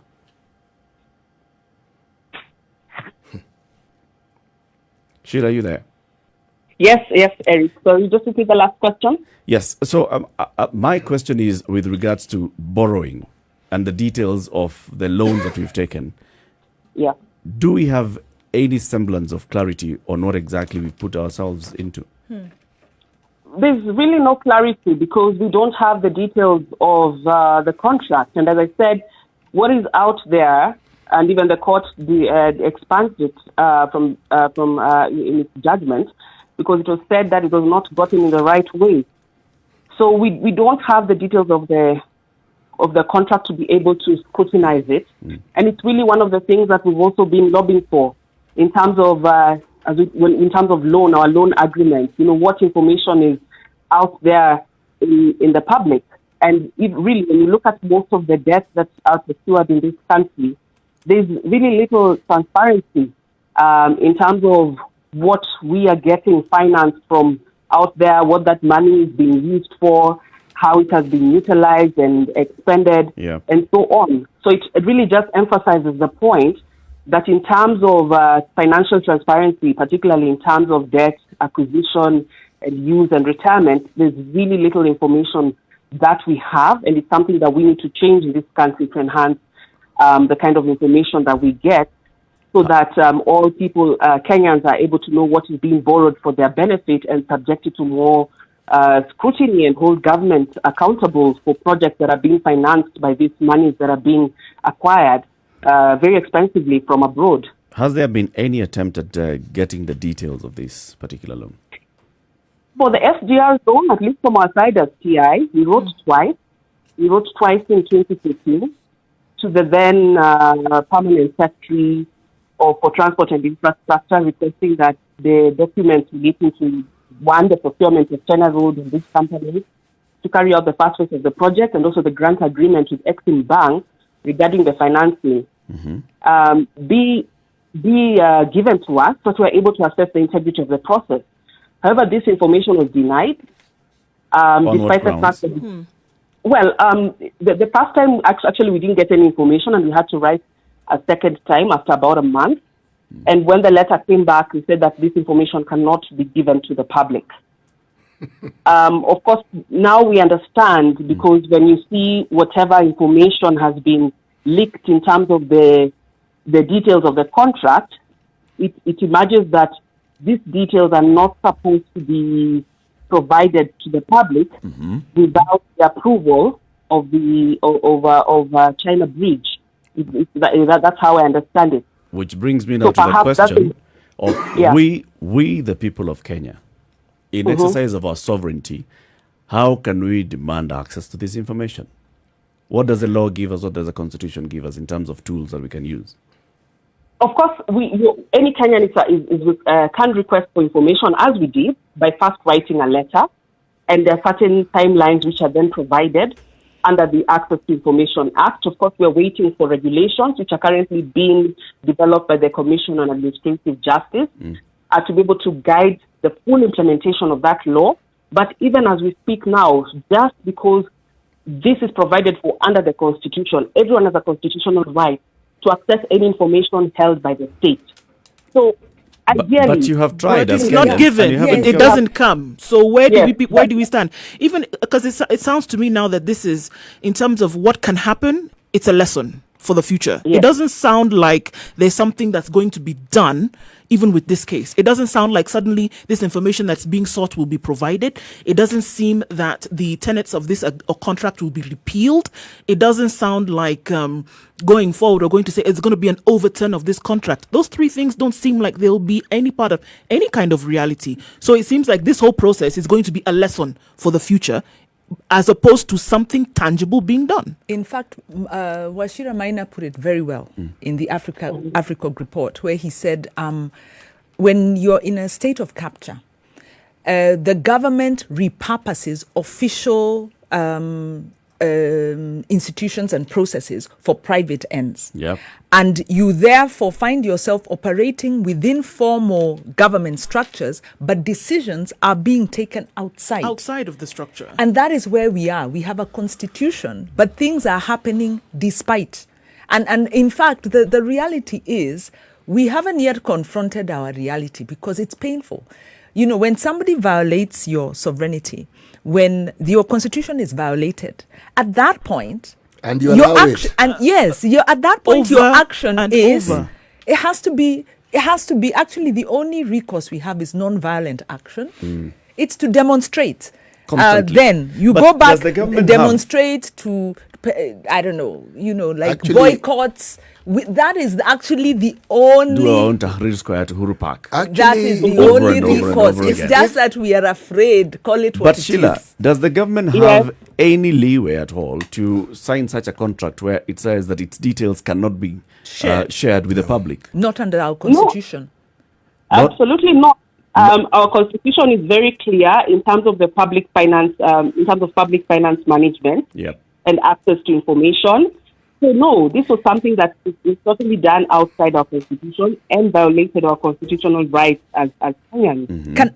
Can I add another point? Because I'm looking at a related article from the BBC, and Sheila, you mentioned this issue of value for money. I'm not even sure we need to do an audit, because this is an article from 2017, actually, that is questioning the value for money and saying that this, already at that point, at $5.6 million per kilometer for the track alone, Kenyan's line costs close to 3 times the international standard and 4 times the original estimate. So whatever was estimated in the original Kibaki agreement was a quarter, Quadrupled. was a quarter of the cost that was... That ended up. Yes. A second point. When last year the president went to China to negotiate again, can we get the Naivasha now? We want to go all the way to Malaba, because we still don't have a railway that gives us the solution we need, which is the coast to the border. We don't. We are less than halfway. China refused with the loan. And so what did government say? They said, we'll rehabilitate the existing line. Now, the World Bank had recommended to Kenya in 2014 for us to that they rehabilitate this line, because they said, number one, you do not have the volumes to manage, to justify, to pay back the loan that the 1 quarter, the 1 quarter loan, not the quadrupled. So at the original cost, they were saying, look, first build up your business to be able to pay off, because you borrow, you have to pay. Yep. So apart from corruption, Sheila, there are also questions around sustainability, and the Constitution actually has a provision about it has very strict principles in terms of sustainability of development. So it's possible that we could go to court to argue about those issues of sustainability, but it brings us back to the point that this government doesn't really care about court rulings. and so even if we go to court, we come back on that change particular will only issue come when citizens are felt. What even was taken to court felt in terms of the details of this contract, and Sheila, you've alluded to that, was expunged because it was said, look, you're bringing me rumors before court. How did you acquire this information? Well, it's not the right way of acquiring information. We need to have a way of knowing what exactly does this contract of our loan say. And the question is, how can we get that information? No, it wasn't as we go into it? Because the court has already ruled based on what was available in the public domain. There are details of the contract that are still not known, but there was sufficient, because obviously government there are processes that have to go on. So no, the court has made a ruling, despite withholding of information. But not on the loan. Not on the loan. It's on the contracting, okay. Right? It's on the contract and everything else. Well, let's talk about Captain Cargo again. The Kenya Ports Authority has come up with a brand new swanking platform that gives you a lot of information if you want to import, export, anything outside of the country or into the country. There's a simple way you can access that information. Apparently there is. So there's this new this new portal, and Captain Cargo takes you through basically how do you go about it. What is it that you do when you're trying to get your information, or rather your goods, into the country? Who do you need to talk to? So it's very simple. There's a process that is supposed to be followed, and it's made quite available to everybody now, where it seemed like it was this whole vine and too many branches and too many clogs, not really understanding what it was that needed to be done when you're getting your goods from the port. So I mean, here, just taking us through the processes from your shipping agent, and this information is then now submitted to KRA before your vessel arrives, and then your agent receives a number and it's taken to the ship and voyage section, and then from there you get a call. The notification details used to update 14 days before your vessel arrives. So you have all this information as it's coming through. You're notified. There's an agent who takes you through. That agent now supplies this information. So before, where it seemed like it was all this, mess of information, it's very clear. And on this portal, you can get to know what is supposed to happen at each point and who is responsible basically for getting your stuff from one point to the next. In the coming days, we'll be looking at these processes and basically just explaining what every stage of this process is. But also you can do the same. You can go to kpa.co.ke/Captain Cargo, and this will be Captain and then KARGO. That's Captain Cargo. That's how you get out all that information. Good morning. It's a Situation Room at 11 minutes to 8 o'clock.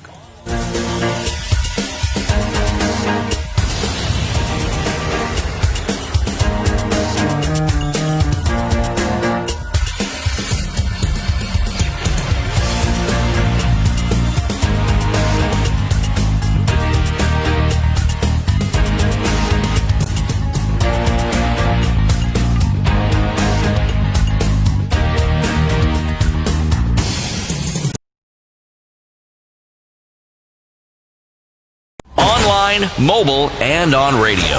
Facebook at Spice FM KE. We continue the conversation regarding contracting for SGR, acquisition of the loans. Speaking with us on the line is Sheila Masinde. She's the Executive Director of Transparency International Kenya. Sheila, throughout this conversation, you've said we need now to move to the next stage. We need to hold public officers accountable individually, those who entered into these contracts, those who signed these contracts, the decision makers, we need to hold them to account. If it's going to take a long process, expecting the government to take action against its own officers, then citizens can do this. But how do we do that? I think it's, as I said, we may need to think about citizen-led processes. I think it's simple as just organizing ourselves as citizens and putting in place whether it's going to be a legal petition to see how this can be done, particularly if you identify, maybe you can start with individuals that should be were highly involved in the process. You can start with those involved high up. The challenge, of course, is the people who are currently holding office, whether that would hold water and whether they would be able to take action. But I think we can start from somewhere. And I think just drawing light from the recent case, the Waluke case, where we're now seeing citizens, people culpable or found guilty of corruption, being held personally liable at a very high cost. I think, for me, that gives me hope. That gives me hope that if we decide to go against individuals, that we can actually come out with something. We need to start somewhere then, Sheila. We need to gather the information. We need to know, to go to court with facts and details. Who does this for us? Well, as TI Kenya, we've tried our best to get the facts and details. We can continue with that process. It's actually something that we have been concerned about for the last 6 years. As I said, we started off with writing to the PS, and it's something that we would want to see. How can we ensure that we get justice? And I know there are many other institutions like TI Kenya, not just TI, who would be happy to lead this process to ensure that Kenyans get justice. Does TI work closely with the Ethics and Anti-Corruption Commission? Yes, we have a partnership. We refer cases to them when people report cases to us. We have centers where people come to report cases. There are a number of cases that we refer to the Ethics and Anti-Corruption Commission for follow-up. And, of course, there are many other areas where we work together. I mean, talking about the railway, from the very beginning, we know the people within government or the officers and the officers that are involved in these procedures. So, and one of the things that Kenyans are good at, Kenyans aren't very good at hiding the monies that they've made in whatever way. They live very conspicuously. So, doing not just an audit, but looking at lifestyles that people have and whatever else the Anti-Corruption Commission can do, I don't see any difficulty in following this particular chain because the amount of monies that are involved, the cost wasn't inflated because people like to inflate. It was inflated because people were making money off it. Yes. So the individuals involved can't be that difficult to find. And I think we've made a lot of headway. That's a good point because we've made a lot of headway as well in terms of asset recoveries in the last few months. And also, there's also been a lot of effort in terms of tracing and unexplained wealth. So that's also another channel. And I think what can also be done is that institutions such as EFCC and other institutions which should be involved should also be asked to follow up with this process, particularly coming from the judgment that has been given. What I'm hearing from City's suggestion is the possibility, because you talked about personal responsibility and going after those officers who are culpable across the line. And, this is like from the budgeting, and I like the distinction that Eric has made between the contracting, the loans, then, so if we look at the whole process, identify these officers and then demand lifestyle audits. I believe the law allows citizens to demand of the EACC lifestyle audits. Might that be one of the early things that is accessible to put the political pressure? Because the other thing we're saying here is that the technical isn't enough. Waiting for 5 years for a ruling on this process is really not justice in any way.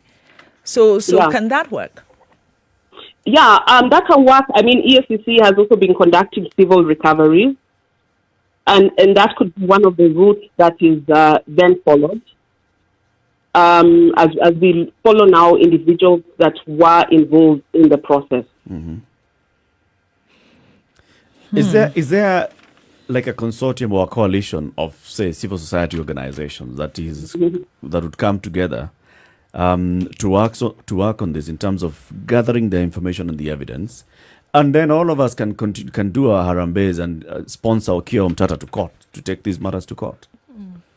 That would be commendable. I think 100 bob is ready. I can send now. Maybe these are suggestions that the Okoh Uchumi Coalition needs to pick up.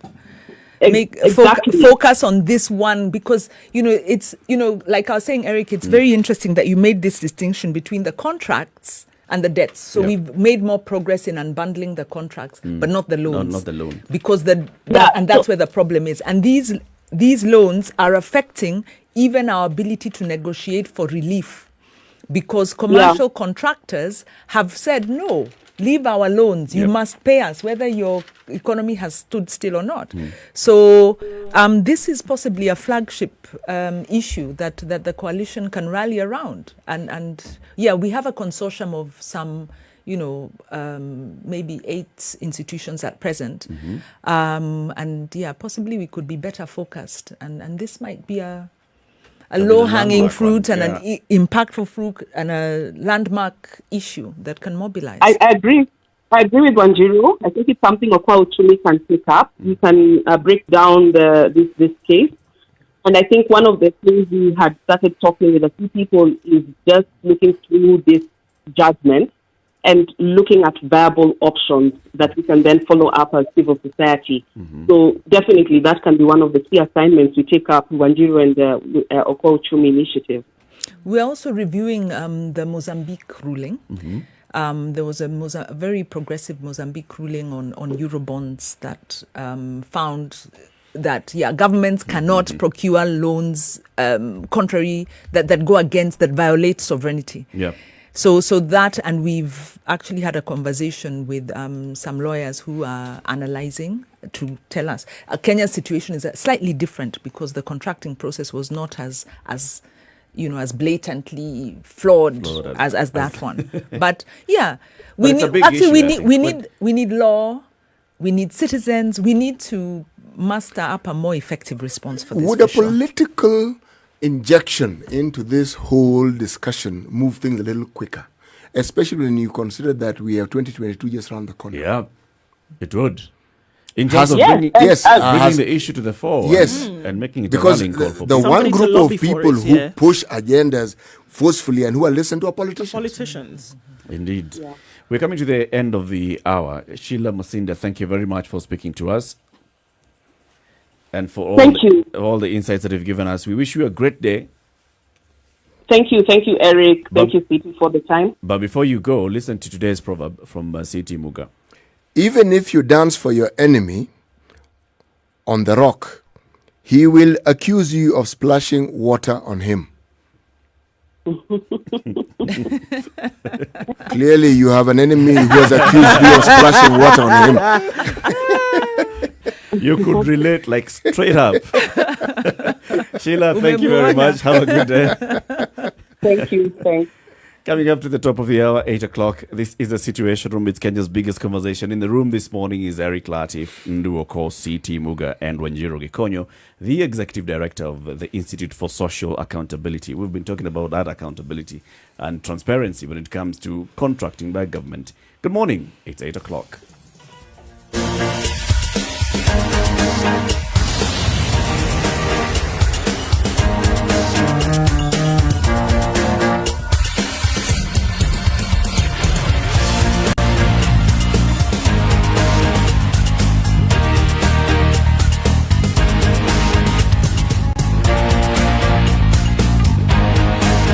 It's Seems that today is going to be absolutely crazy when it comes to traffic, guys. On Mombasa Road, on Thika Road, inbound, it is absolutely crazy. On Mombasa Road, all the way as far back as the Namanga Junction, moving very, very slowly. There was an accident there, so this affects traffic coming in. And vehicles on on Thika Road coming into the metropolis today, there's a hold-up right around the roadblock, so everybody's coming back after the weekend. Njeri, visibility. Let's look into Njeri town today and around those areas. Visibility is extremely low because the fog is very low this morning, so everybody needs to be a tad careful. It affects everybody in Limuru as well, so please be very, very careful today. Traffic is exceptional and not in a good way. All right, coming into the city from Westlands and also from Jogo Road is very slow, but it's moving all the same. We'll let you know what it looks like around the country in a short while, but the two things to take caution of today, accidents and fog. So please be careful. Spice FM KE, that's how you can get in touch with us. Let us know what you see, but I'm going to say it again, be careful.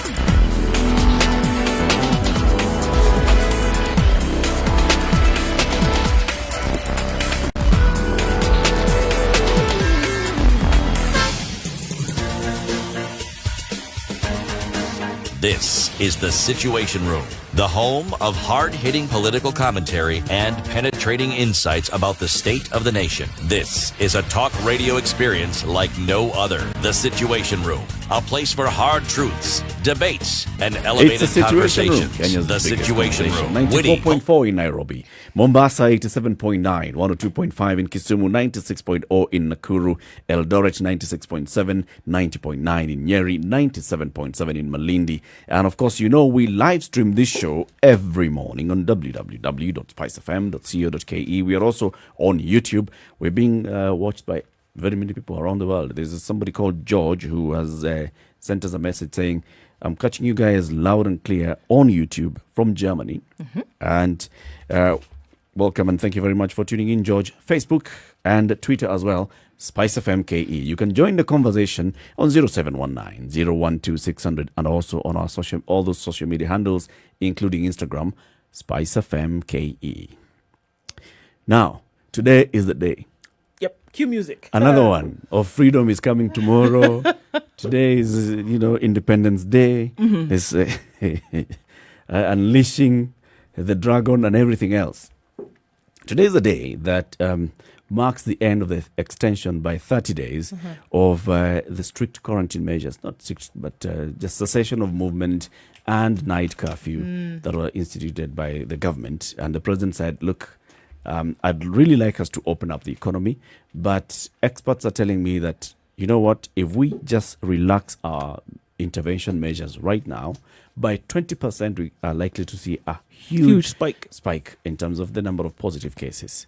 Now, also remember that the disease is showing itself in some colors. The people who are more vulnerable to this disease are the elderly and people with underlying conditions, pre-existing conditions. The people who are really transmitting this virus, those who are being found to be positive, are within a certain age demographic. And there's now a risk of, if you allow increased movement of these people, and then they come into contact with their elderly relatives, parents, and all, and people who are vulnerable in terms of other illnesses, you are likely now to see a huge spike. And the president said, okay, so the Brain Trust has given us some irreducible minimums on what we need to do to prepare ourselves for a reopening of the economy, because we must at some point relax these measures and start learning to live with it. For us to live with it, it means that we do something. Counties need to up their game in terms of preparation for fighting COVID-19. All of us need to understand what we need to do, personal responsibility and individual responsibility, continuous sanitization, wearing of masks, observing physical distancing, observing crowded areas, and as much as possible, All those things were supposed to have at least have some indication at the end of these 30 days.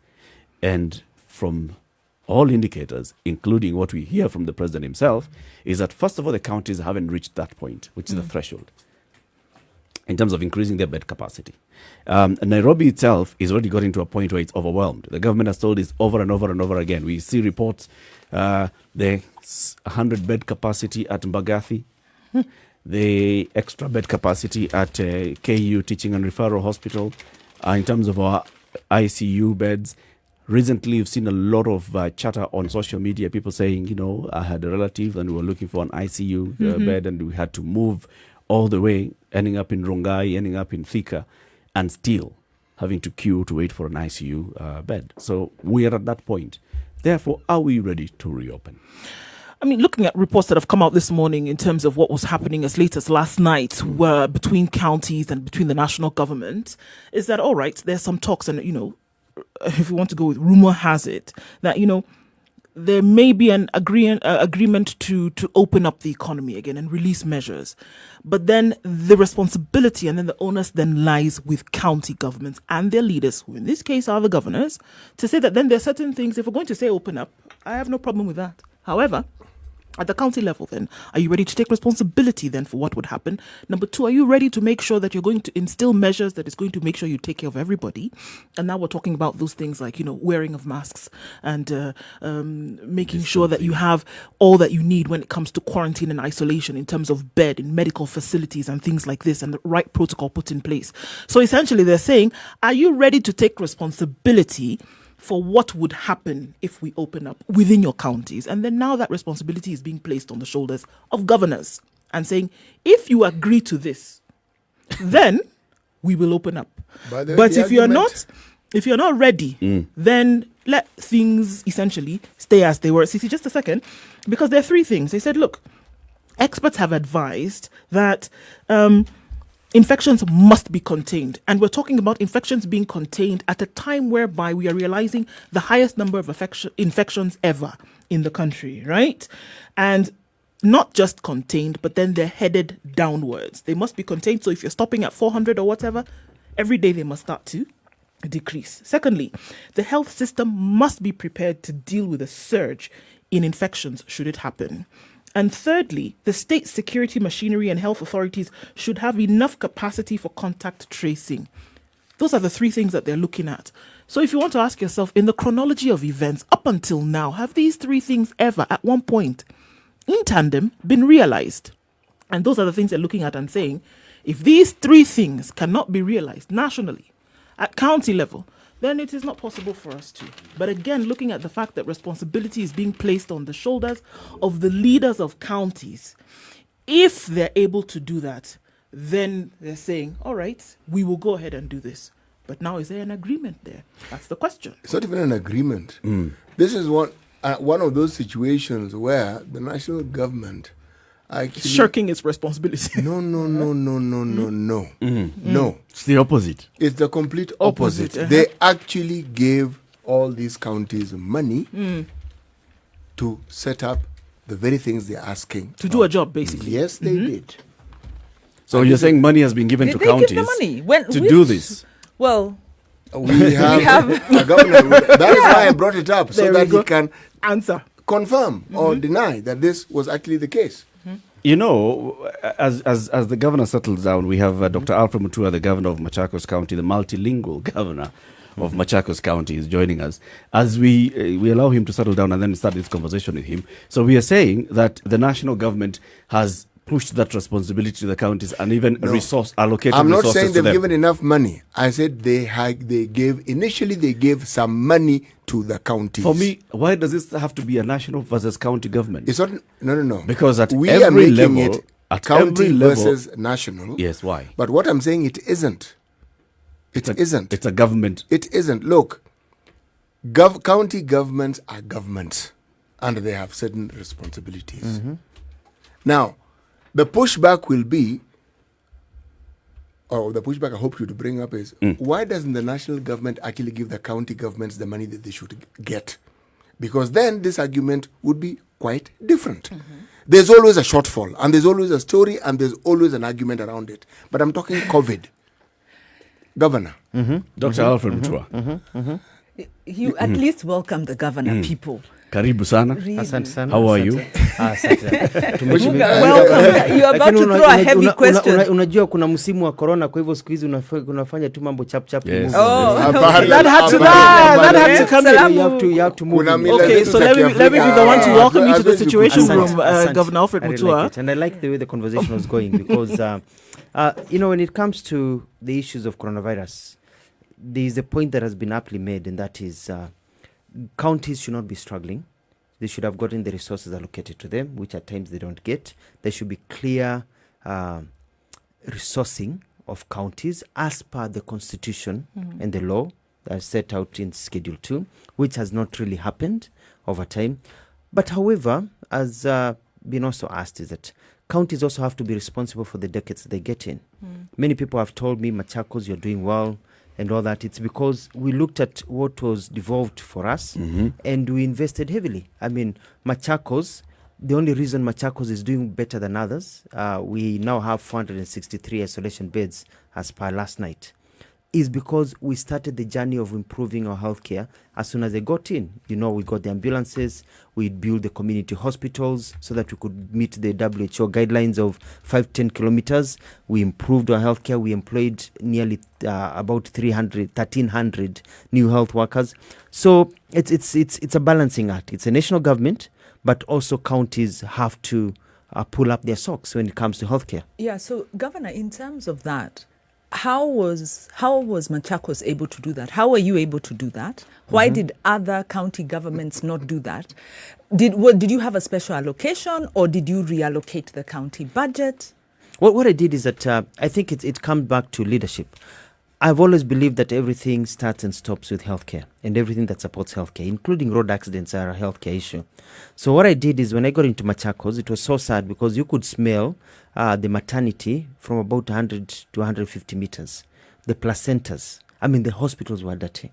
The national government being controlled by Afia House in Nairobi. Had basically crushed. The hospitals, people are sharing beds, 2 to 3. You find 3 women sharing beds. One is pregnant, one has a funny head disease, another one has a funny wound in their back, sharing beds. So the first thing I did was to say, I'm going to prioritize on healthcare. I made sure that there was no sharing of beds. We cleaned up the hospitals. I'm proud to say that I have the cleanest, I think, public hospitals, if not hospitals basically, across the country. All of them up to the health center. We went in and reorganized how hospitals are run. I immediately employed 800 new nurses, new specialists. I put a large amount of my budget. Actually now, nearly 70% of my wage bill is on healthcare. So it was personal choice that once you take care of healthcare, other things will take care of themselves. So are you saying, Governor, that the money that was allocated to your county was enough? It was not enough. It was about taking it away from others. It was about taking away from others. So I put more money into healthcare, which meant other sectors also suffered. Yeah. I wish I'd had more question. money so that we could balance, but it was a personal choice. You look at what there is on the table, and you decide what are your priorities. My priorities is keeping people alive. When I bought the ambulances, so that now everybody is ferried, so that no woman gives birth on the street, no child dies being carried by a mkokoteni or a wheelbarrow, because that is a shame. 60 years after independence, I spent money. I have to spend money keeping that, setting up all these systems, but then I also denied other sectors. Right. But had I gotten all the money that I needed to start with, I would be doing much better. So Governor, you're saying, number one, counties are not getting enough money to give basic basic services, and so you prioritized healthcare. Now, in the wake of COVID, those counties that did not make investments, because you are saying you've made investments over the past almost now 7 years, Yes, that have made an impact. There are counties that haven't. Maybe counties have spent quite a lot on healthcare. Maybe some don't have as good impact for spending, but they have spent. But what we are saying is, at the at the point where COVID hit, and national government and county government were discussing the response, was there a conversation about what is needed? You know, because now we are hearing some new parameters being brought up that the counties are the ones in the picture. You know, we'd have expected to hear from the word go that this is the response we need, this is what we expect from the counties. Now, how is this conversation going between national and county? I think it was very clear. From the very first meeting that we held with the national government, it was very clear that we had a problem in this country, and we were told to do two things.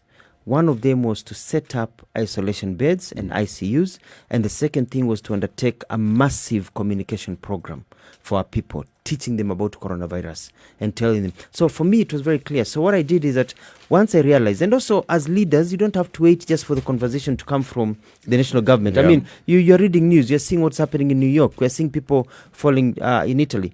You know, for example, I looked at what was happening in Italy. I looked at what was happening in New York in terms of people getting infected. And one thing struck me is that the numbers in New York that were rising because when people are sick, normally, uko na homa, umevunjika mguu, unaumwa na kichwa, you have any other disease, tumbo, likula kitu, your immune system is weak because you are sick from another disease. So it is easier for you to be infected by a virus or a bacteria when your immune system is already compromised by a wound that you already have, ulianguka na gari or whatever. So in New York, when they had all these people with COVID go to hospital, all they did was infect all these people in hospitals with low immunity. All these people are being isolated into hospitals. That is why I chose to have a field hospital away from the main hospital. So I have this Machakos field I made into a hospital because I was thinking through how not to infect my people. Yep. So keep numbers. So I was saying that these are decisions you make as a leader. You look at what is happening in Kenya and you look at what is happening across the country. But the national government has really supported us. They have given us PPEs. They have given us their experts. They have come, they have looked at things, and they have even given us money. Right now, I have 188 million shillings as part of that 5 billion that has come to Machakos. And we are getting support into this fight. So that has come. So what's the our bed counties capacity? ready? Sorry. So are counties ready? Do you feel counties have, has the Council of Governors, which is the counties, has the response of counties been collective? Has it been decisive, and are counties ready? I am disappointed. We've had several sessions with the president and we were given money. And so you see when you're... all counties given money? Yeah, all counties are given money. And so we've been given money, different degrees, depending on population. And so even before the money hits, you can actually procure and pay later. So I can say that I'm a little bit disappointed by the numbers of some counties. I'm happy that quite a number of governors have tried and the systems, but also it's also good to know that this country is also very bureaucratic. The systems that we've set in place are systems that are made to make us fail. We've had a big spat with the control of budget because she came in, the new one. The governors were about to put a resolution and ask the president to fire her. We even were very strong about it. The president heard us and so we told the president, we have a problem, now where it has reached, it is up to you. The president said, I'll take care of it. What had she done? Because what was done is that... Because of the pending bills. It's not even the pending bills. It's normal. You see the law says the control of budget has to approve payments. So the job of the control budget is to look at, do you have the budget? Did you spend? Okay, approved, pay. And the former control of budget, she had set up networks whereby even if she was not there, she was taking files at home because she signed everything. And she had put up networks. But this one seemed to have concentrated power upon herself. If she's in a meeting for 2 days, nothing gets signed. Nothing is signed for 2 to 3 days, you know.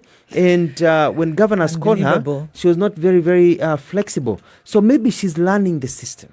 You know, but it became to a place where by now, whatever used to take us 1 week to do is taking us 1.5 months to achieve.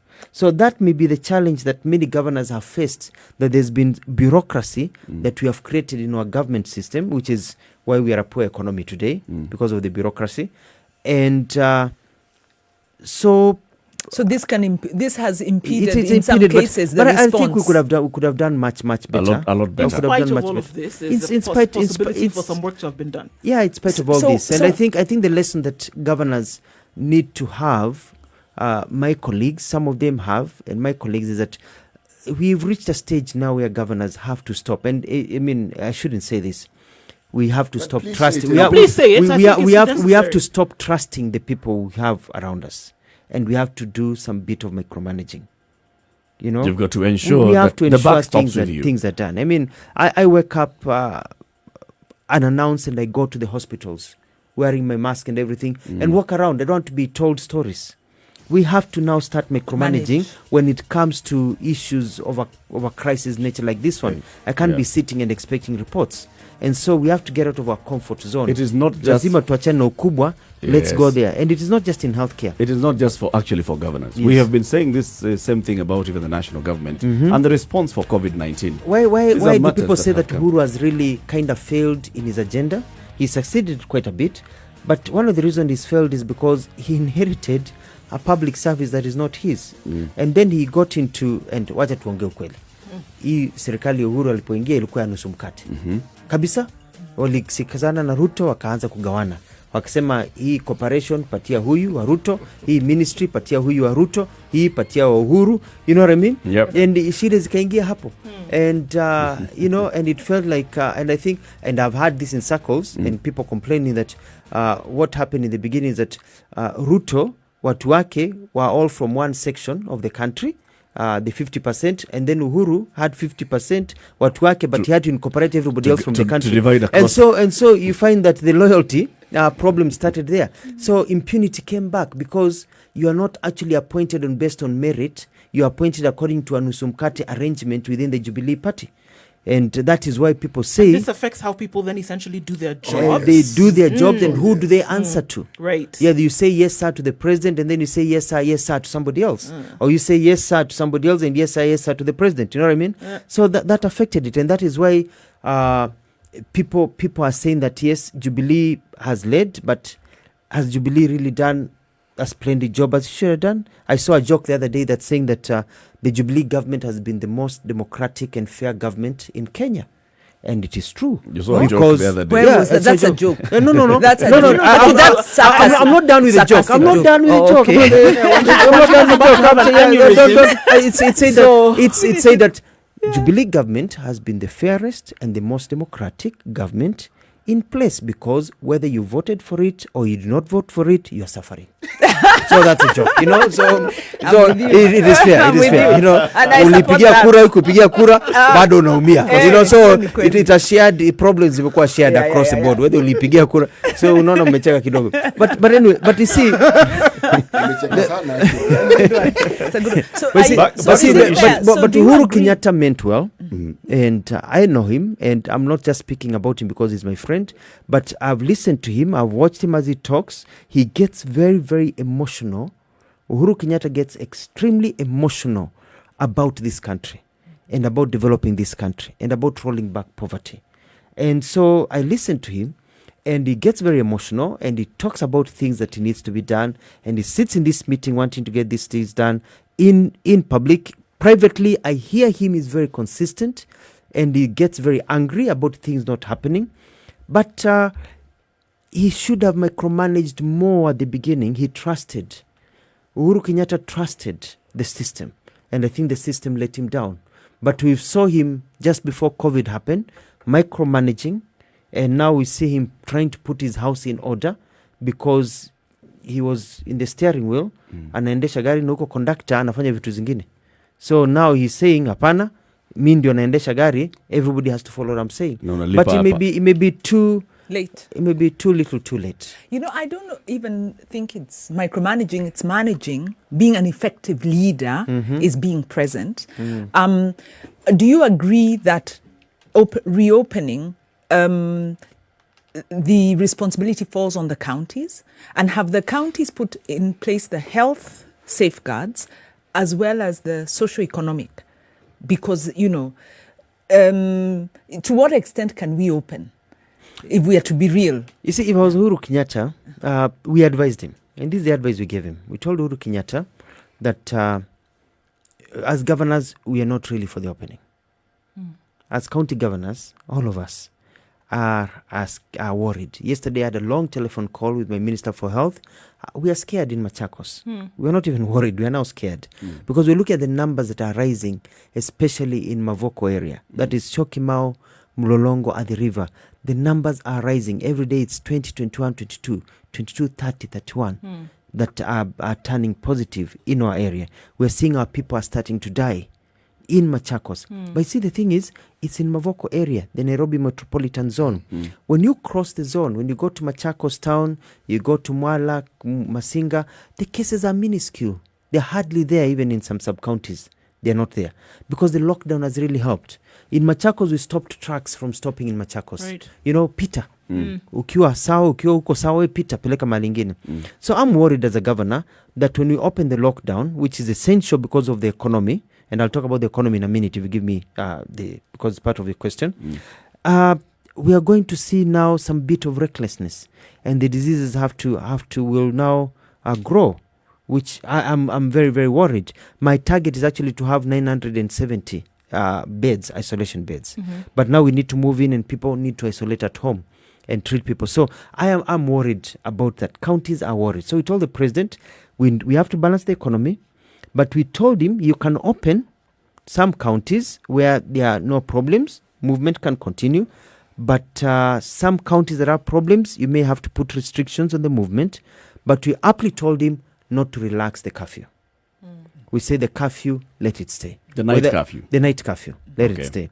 We just feel that the night curfew has really helped because it is these social centers where people meet to drink and jive and have a good time.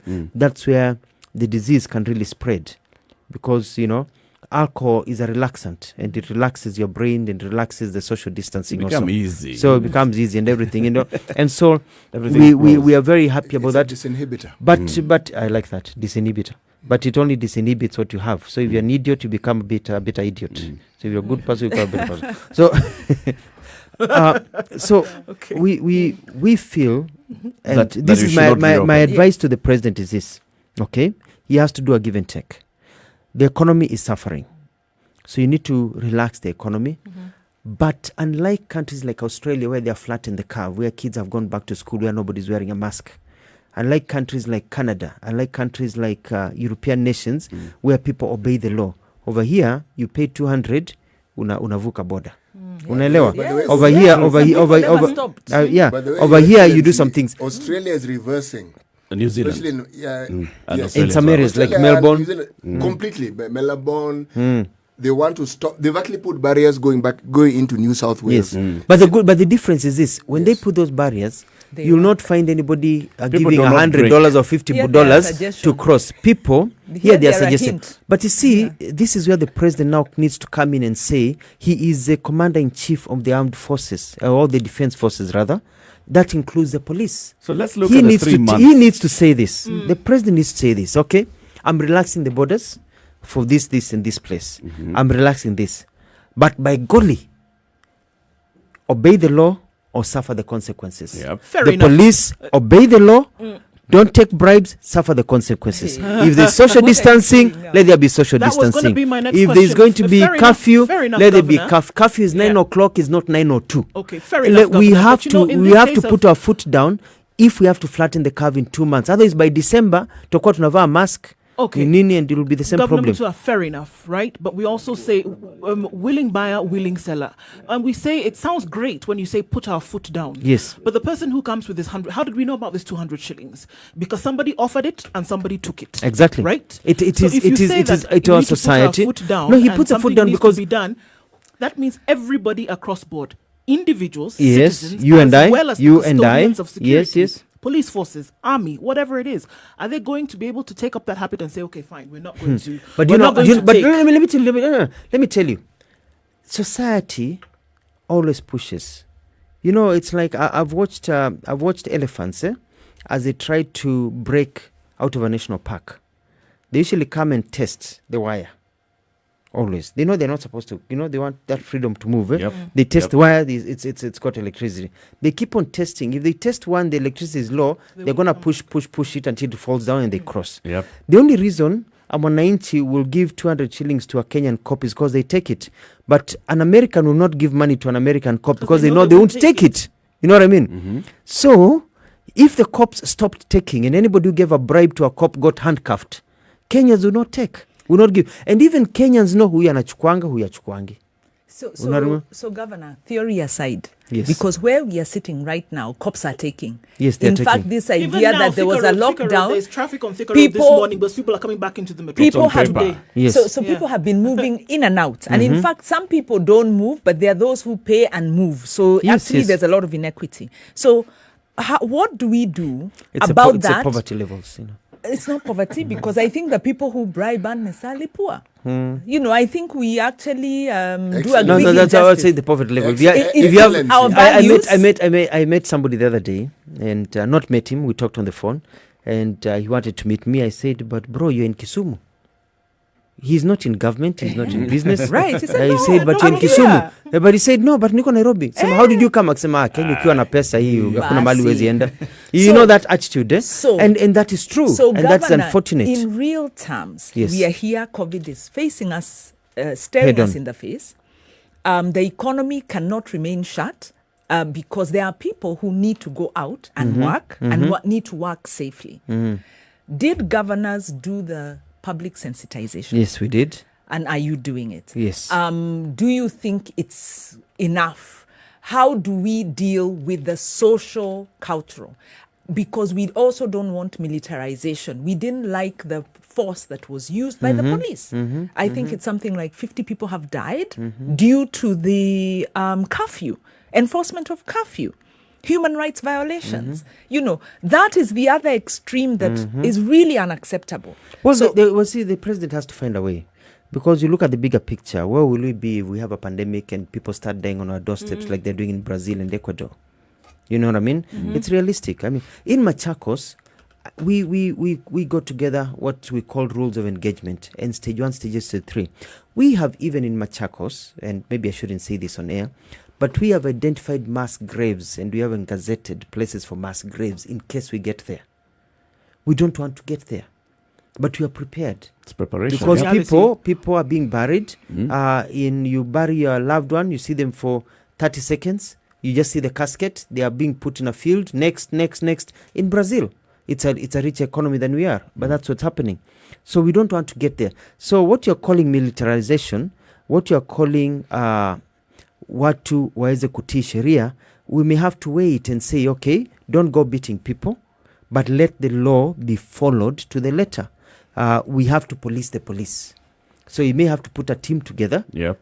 even if it says use the military police who are not in the police to police the regular police. You know what I mean? What did you do in Machakos? So that you can police the What police. did you do in Machakos to build compliance? Because I think we want to say the last recourse should be the use of force. Already there's No, been use of force. it's the use of force, but it's not even about use of force. So It are is there just- any other options? just About it's enforcement. just ensuring that people, for example, very clear, curfew is at 9 o'clock. You don't need to use force. If somebody is driving around at 9:02, pull the car aside, tow it to a police station, hit them with a fine of 200,000 shillings. You'll get the car in December, even after they pay. Send them home. After a while, when you've got all these latecomers, all their cars are in police stations, cannot be released until 6 They'll months stay at home. after COVID, everybody will stay at home. I'll If- ask Take a break. again. You know what I mean? Governor, It is I'll ask about. again. It I is want us to take about a quick break. Let's it is take a about quick the compliance. break. Yes. Governor Njeri, let's take a quick break at 27 minutes to 9. Let's take a look at weather and traffic in quick succession. And then we continue with the conversation with Governor Dr. Alfred Mutua, the governor of Machakos County. We are talking about county's preparedness for COVID-19. We are seeing a surge in numbers of COVID-19. And today is the day when the president is expected to announce whether to continue with the cessation of movement or to open up some of those restrictions. Good morning.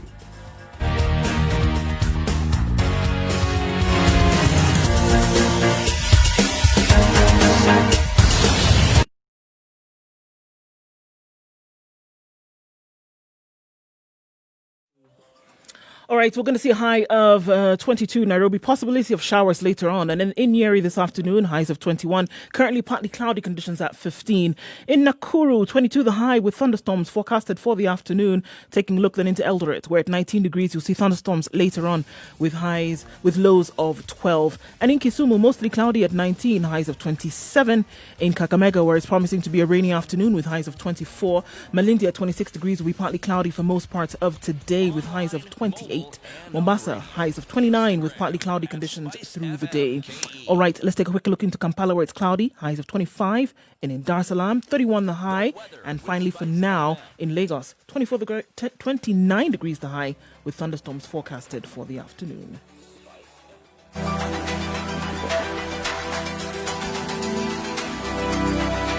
Still pretty crazy on Mombasa Road today, and we're looking at a standstill all the way from right before the Mlolongo Way Bridge, and that takes us all the way down to Cabanas. That's going to be a mess for a while. There's a standstill on the Uhuru Highway. It's not moving at all the way in both directions from Mombasa Road to Westlands. So it's Monday morning madness. Inbound on Thika Road as well is quite crazy. So we're looking at patience tapered with some... not to be as relaxed as we hope, but you're going to have to apply some patience here today. Spice of MKE, let us know what it is that you see.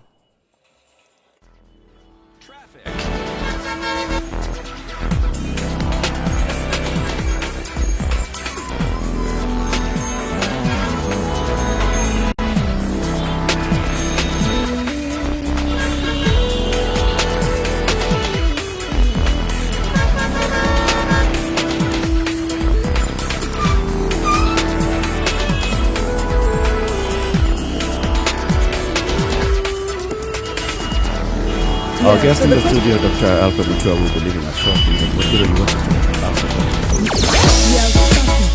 There may be done to ensure compliance in Machakos that we can learn from on the wider stage, and how are you dealing with the socio-economic impacts? They might not be as big in Machakos, but what no, again? They're very big. They're very big.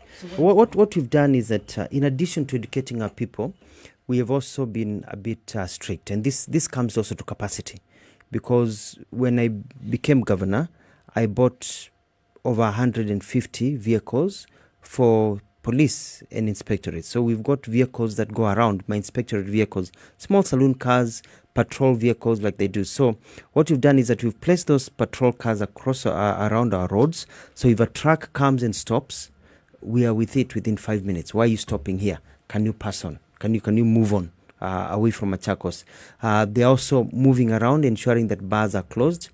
We did something that was very controversial. We stopped alcohol from being delivered in Machakos because we realized very quickly that the bars are closed. But every morning, these lorries from the alcohol factories are delivering crates and crates and crates every morning. Hii pombe kwani inaenda wapi? Kwani kuna mtu mwingine na we are exporting or somehow? Ama tuneka stock temeka, because people are entering from the back. So we crack the whip. I work very closely with the county administration, the national government administration, the county commissioner, Esther Maina. Wonderful, very, very hardworking lady, the police commander. I hold meetings with them basically weekly, where we discuss how to enforce and how to do things. So we are working as a team. So my county inspectorate and the police are now working as one team. So they're able to check each other and be able to move. And so we respond to things all the time. I'm waking up in the middle of the night. We respond to issues. So that's how we've been able to do it. But we can't do everything. You can't do everything. The Uhuru's government needs to really crack the whip when it comes to security enforcement. Suffice to say that this cannot happen in other counties because of a lack of will as opposed to a lack of resources? That's a setup question. So, really? I'm asking. No, I mean, I was asked about Machakos, so I'll talk about Machakos and what you're doing in Machakos. What others are doing, others may be doing better or worse. It's up to them. But we're talking about a country. We're talking about a complete country here. I haven't heard you mention the public participation system. I haven't heard you talk about how is that working. No, what we're doing is that the other thing that we've succeeded in Machakos is that we involved all our elected leaders. So we've had meetings with our elected members of parliament, including and then elected county assembly members. We have empowered our MCAs and our MPs.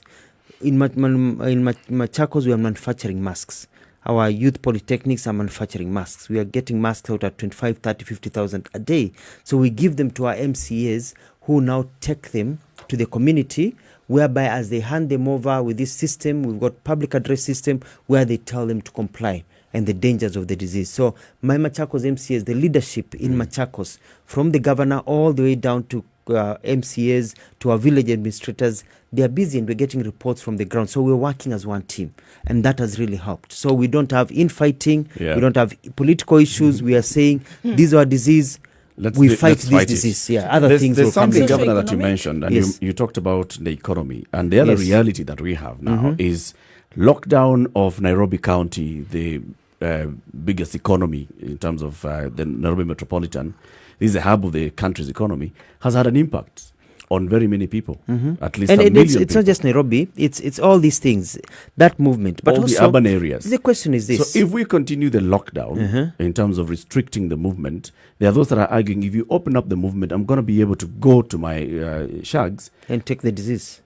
Yes. Take the disease, yes, but also I'll be able to go and be able to live better, afford life there. Assuming that I am negative of the disease. You see, how do you strike that balance? The president spoke about it. Lives and livelihoods. It's the question we need to ask here. You know, you're asking, you're talking about a symptom. You know, let's talk about the cause of the disease. And I'm glad you're still employed, and I want you to continue being employed, Latiff, because at the rate that media houses are firing everybody, you don't know whether tomorrow you'll have everything, because they are responding to the economy. But the question is, why are we where we are? It's because, and I'll repeat something I've said here before, it's because we've had an economy that has been run with the wrong methodology. We choose our leaders the wrong way. And there's a young man who was walking me here, who was asking me about opening up, you know, and kasema kuna shida, sema but nyinyi viongozi ndio mmeharibu Kenya. Nikasema lakini nani anapigia kura viongozi?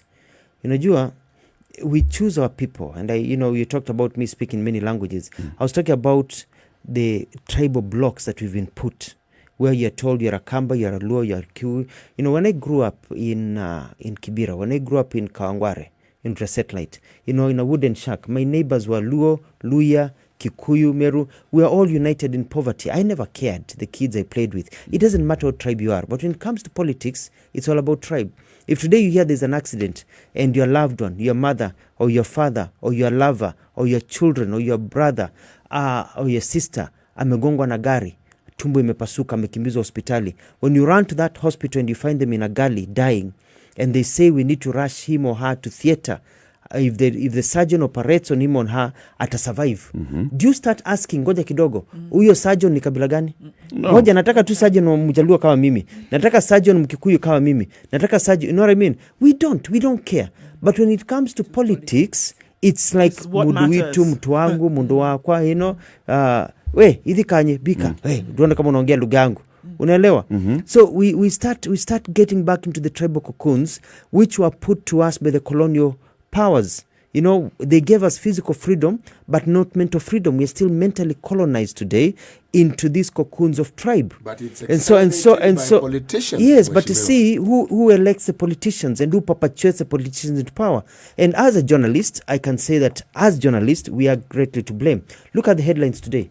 The headlines and even the topics that are put in, the people put on the face, are those tribal chieftains. We have bought into this. So, you know, at times I laugh. You see editors so busy putting that personality who is leading a tribal block on the front page and headline. Na huyo tribal, huyo mtu yuko sawa. Na huyo editor kesho anapatiwa pink slip, anaambiwa enda nyumbani, anakaa hapa nyumbani anaangalia na watoto, cannot even afford a newspaper that he was putting together. Na huyo mtu alikuwa na support, yuko sawa. His life or her life is continuing well. You know, even the law of self-preservation says, as media, we need to start talking about the leaders that people need to follow, the kind of leadership that needs to be followed, not the same tribal cocoons. Because at the end of the day, we suffer. Our people will follow what they are told to follow. You know what I mean? I agree in part with that, but there was a question that we asked about the economy. Yes. What have you done in Machakos? As I said, to safeguard, and what lessons are there then in terms of you see, Machakos, we've tried. You know, I have brought in over close to now over 300 new factories have come to Machakos, have created an environment, because government cannot go setting up factories. That is an old-fashioned way of doing things. I'm a capitalist. Empower the private sector to grow and set up factories, and let those factories be able to employ our people, and let the private sector grow. That is how you grow an economy. That's what they did in Croatia. That's what they do in the US, in Australia, and other places. It's a private sector. So have you had to institute safeguards? Because obviously some of these factories aren't operational now. I have. Vulnerable? I have worked with the business community, and I've also looked at supporting small businesses, because that's where the money is. We've had over 52,000 new businesses set up in Machakos. And we've looked at even the informal sector and what to do with them. We've revived the agricultural sector. Now even Machakos, as you know, we are no longer in the relief food, because once you feed people and they're okay, everything goes on. So we've done our share. But you see, Machakos cannot survive by itself. It needs to survive in a region called Kenya unless we declare our own independence. So we've done what we can, but you get things that have been sacked. I mean, my ambulances are serving other counties. My hospitals are serving other counties. How has COVID affected those investments that you've made? Who are those vulnerable, and how are you safeguarding those vulnerable? Actually, the most vulnerable people in Machakos currently are the people who live in the townships, if I can call them that. The people in the villages are okay, per se, because in terms of food, they are fine. You know, we get free seeds, we have tractors plowing, people thought it would not work, the boreholes we've dug, the dams we've dug, it's working. We have a surplus in our galas. I was getting a report yesterday. We can last for 7 months to 8 months, mostly in Machakos, in the villages. We have enough food. We don't want food relief. We don't need food relief because of the investments we've put in terms of agriculture. So these people but were in our urban townships, areas, townships is a problem because of the jobs closing down, of factories and this social distancing and all that. So people are being laid off. But the bigger question is, why is it in our country? How are you safeguarding those? Let's go specifically now. In COVID-19, all we can do, to support. But we are not seeing that really trickling down, and it can't. What we need is not just a fund. We need a system where you've got a social welfare cushioning system like they have in Canada, in Australia, in the US, in South Africa, where people can get unemployment benefits.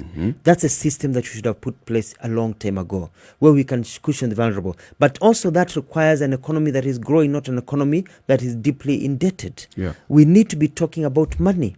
And we need to have our headlines talking about money, not talking about which tribe is sitting at the table, wagawane keki. So we are bringing people to the table to share ideas, but these people are being brought on tribal lines, not on what they can do. You're going around this question. So let's go straight into the question. Do you have a number of people who are right now vulnerable and affected by COVID-19 who require government assistance? And what kind of assistance are you giving? We have in Machakos 1,972 people who we've classified as vulnerable. We are feeding them. Because at the end of the day, it's about food. So you can stay home. You don't have to work. You don't have to drive. You don't have to do anything. But you can feed. You can feed. We are feeding them. I asked, and President Uhuru, I'm glad agreed, that we don't disconnect power from people. We don't. We allow people, to operate without power being disconnected. But unfortunately, he said, usikatia watu stima kama wajalipa bill. But majority of our people use that token. Sasa unajua what you should have said is that, your 100 shillings should give you 500 shillings worth. And that's where it should be. Because Kenya Power has made enough money. It has money. We can give some. So there's more that could have been done. So what I can do in Machakos, the feeding we are doing in collaboration with the national government, is not enough in terms of giving people cushioning for money. But we've tried to get our markets to continue opening. We want circulation. We are supporting our construction industry to continue operating. So people are still working and money is still circulating. Shops are opening because that's the only way growing the economy getting. But at the end of the day, as I leave, we'll have to ask the question of where are we going as a country? Are we going to suffer every time a calamity hits the world? Or do we want a government that thinks about economy? Do you want leadership that is economic, driven? Such that you are actually that leader who can do all these things. I feel and I know because of my experience and with God's blessing that it is time for us to look at leaders according to what they can do and the vision they have and the energy they have to work. And that is why you've given me the opening. That is why I'm running for president in 2022. And people ask me, Mutua, what is your tribal block? When the kingpin? I don't want to be the kingpin of the Kambas. I don't want to be a village what's elder. your vote base? I want my vote base to be the suffering Kenyan, who is the majority, the women, the young women and men who are unemployed, the mothers who don't have enough money in their pockets, the people who are being fired from their jobs regardless of their tribes. Those are the people. The Mimi ni hustlers. sauti ya wanyonge. You know, And the word hustler is not very good. What if We the look at the people- dictionary definition. What if- And so those are the people I want to represent in our country. The people who I'm saying I have the energy to lead.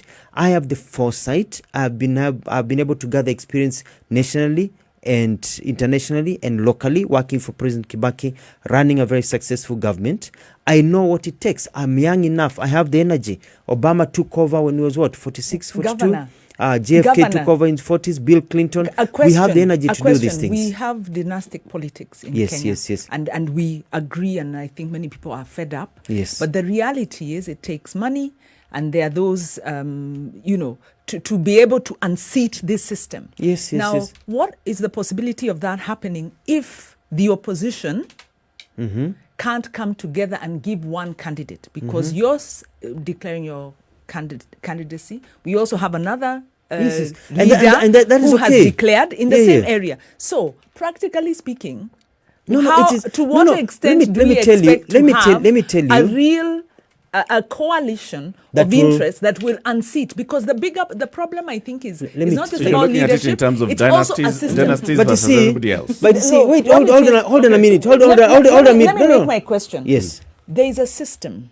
that is very well entrenched Do that not- is designed to No, let me can I cut you short because He disagrees on I the system disagree concept. because what you're doing, you're poisoning the public, and you are basically telling the people it doesn't matter what you do. There's There's a already a system. system. There are Nothing two- will Let's change. not tell people. Let's not tell our people. It's like telling our kids that it doesn't matter what you do. You can never be a doctor because of this thing, because you are born poor in the village. Let's not tell our people that there's a system.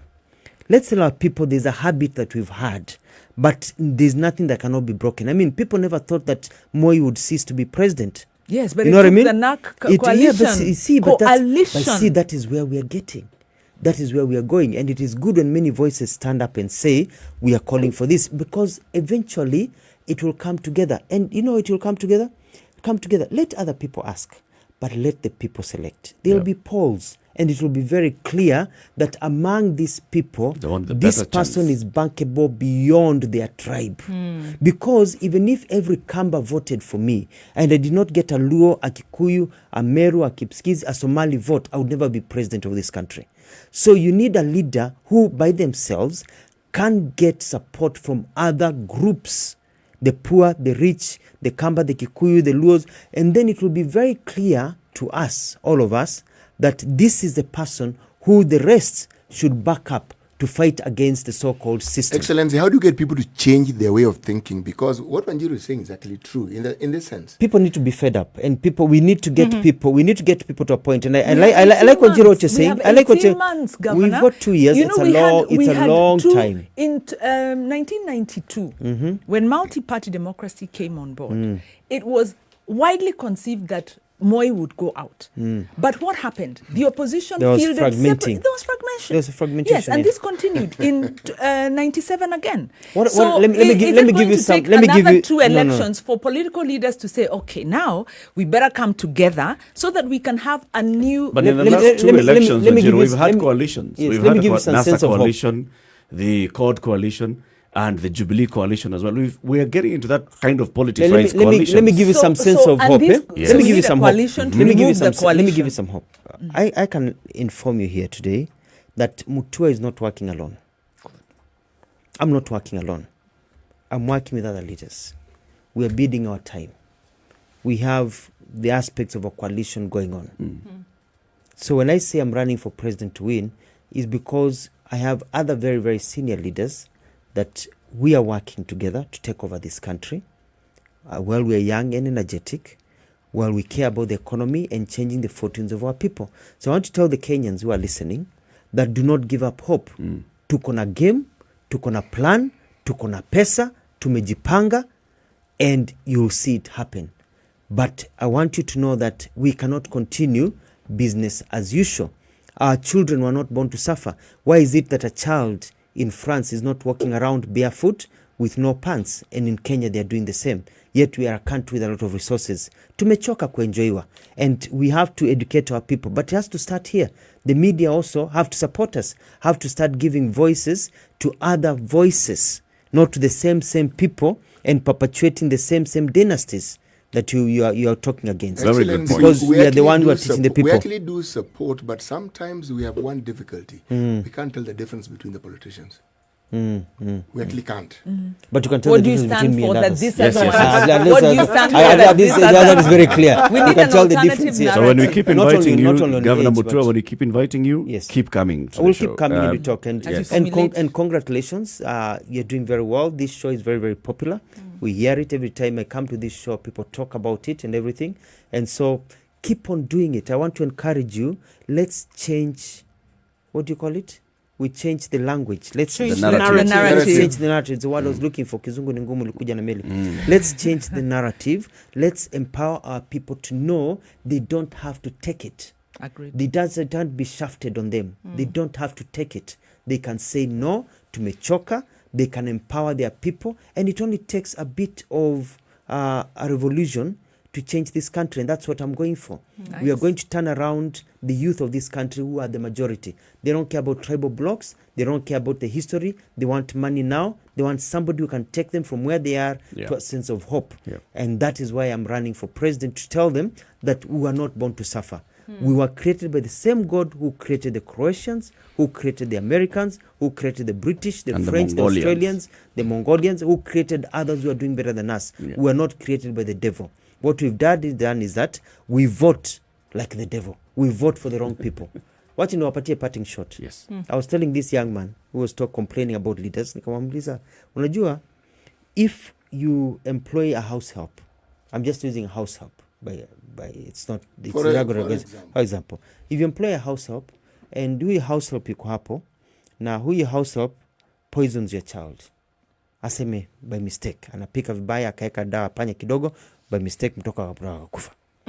Alafu ukamfuta kazi, ukakasirika, and then you need a new house help, umezaa tena, unaenda unamlete huyo tena, alafu ana poison another mtoto tena, anaenda, alafu unaenda to the village whereby they don't know how to cook properly, unachukua dada yake ama ndugu yake unamlete, anaua mtoto wako wa tatu.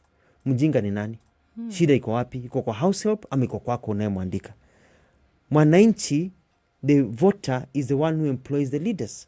And somebody once said that you get the leaders you deserve. So we have to tell our people to stop electing the wrong people.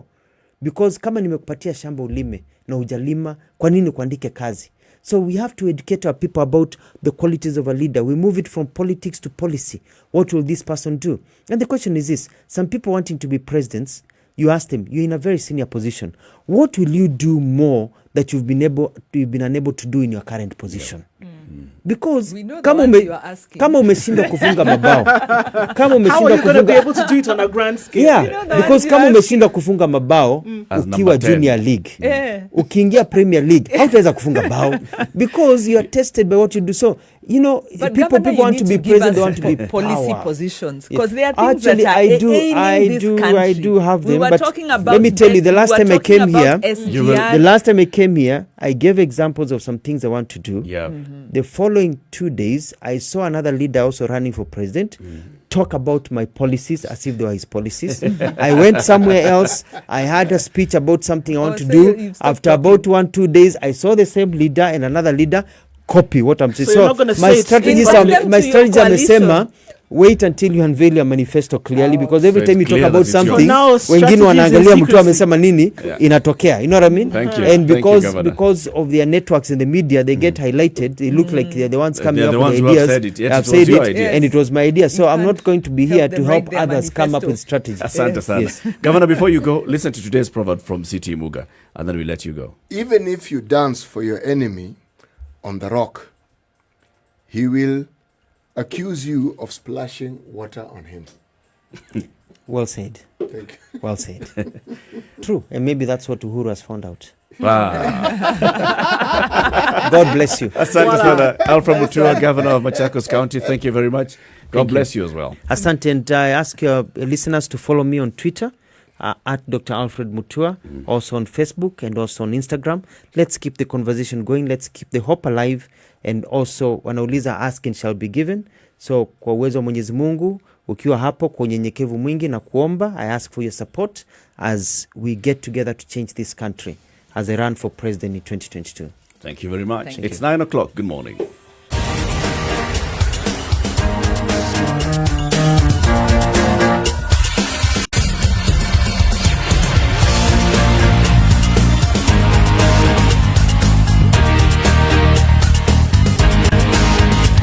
So it's an absolute mess on Mombasa Road today. Getting into the major road today, chaotic all the way from the North Airport Road towards Mombasa Road today. It's really, really crazy, guys. And all the way as far back as the SGR, we're likely to see it move along very, very slowly today. So that's where the major issue is right now. There's still a traffic at a standstill on Uhuru Highway. It's not moving at all. And this is all the way from Mombasa Road towards Westlands and affecting traffic entering into the CBD. It is a manic Monday, guys, as far as traffic is concerned. Let's see if it opens up in about half hour or so. Let us know what you see. Spice of MKE. That's how you can reach us on Twitter.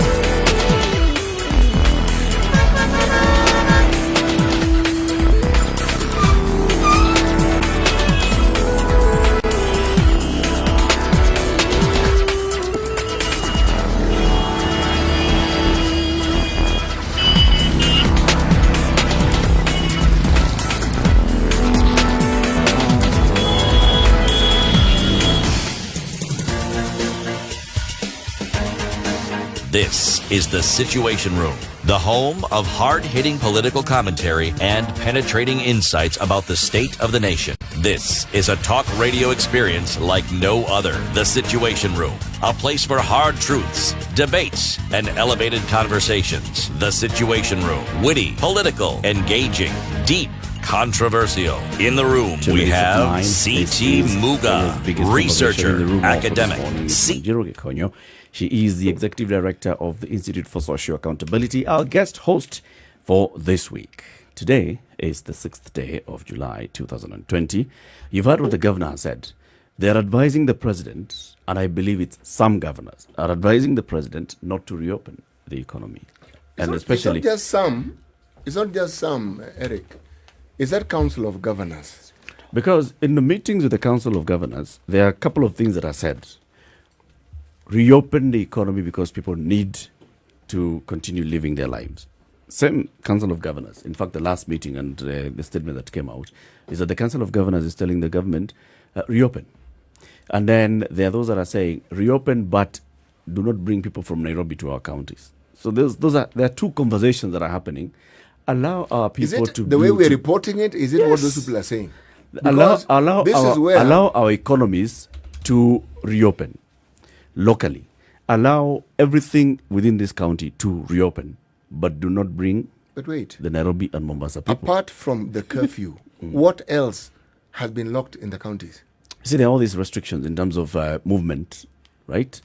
Into Nairobi and out of Nairobi, in flights. There are all these restrictions about nightlife, which is something. There are restrictions about reopening of hotels. Because when you put in that condition, that you must have your staff tested, that is a restriction into how that hospitality sector reopens. It's going to apply to teachers. It's going to apply to students. But it's not applying to anybody else right now, City. Yeah, because... I remember when we spoke to Professor Uma Anzala, he was saying, this thing of saying, let's test the hotel workers and restaurant workers doesn't necessarily make sense. That was his view. You know, for the longest time, Yeah. anyone who works in the food industry has had to be tested. what they call food handlers. Yes. They have to be tested, and they get tested. So it isn't something new. This is new. The newness is new. COVID. Yes, it's COVID new. But having... And what that means is 14 days, CT. The other license is annual license. No, but I think I hear what City City is saying. He's saying, what are we reopening? I think there's this general term being used, and what we are lacking is the specifics. And I think the other part to that question is, who is suffering that needs to be that needs help? Whose pain needs to be alleviated by opening up. Yep. And the messaging right now is very blanket. And so it's not possible really to discern who is generally affected. Okay, Mitumba have said they want invitations to come back. So there are people who are at home. Yes. There are people who are at home because now Mitumba hasn't been running. Restaurants were reopened. Restaurant. With I think we need conditions. to. It's So they are very running. clear. If we look So at what has been if shut you look down? at the service industry now, let's look at some of the people who've cried out, and then you can attach them to where they've been suffering from. The entire entertainment industry was shut down. Yes. All right.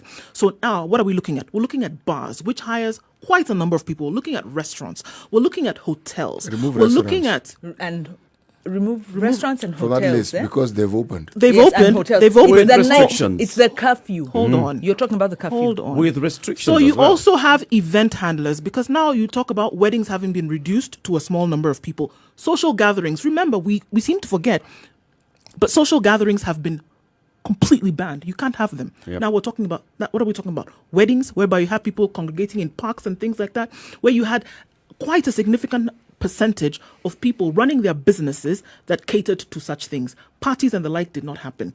We may not know it, but there are people whose businesses were run on things like this, whereby they can't anymore.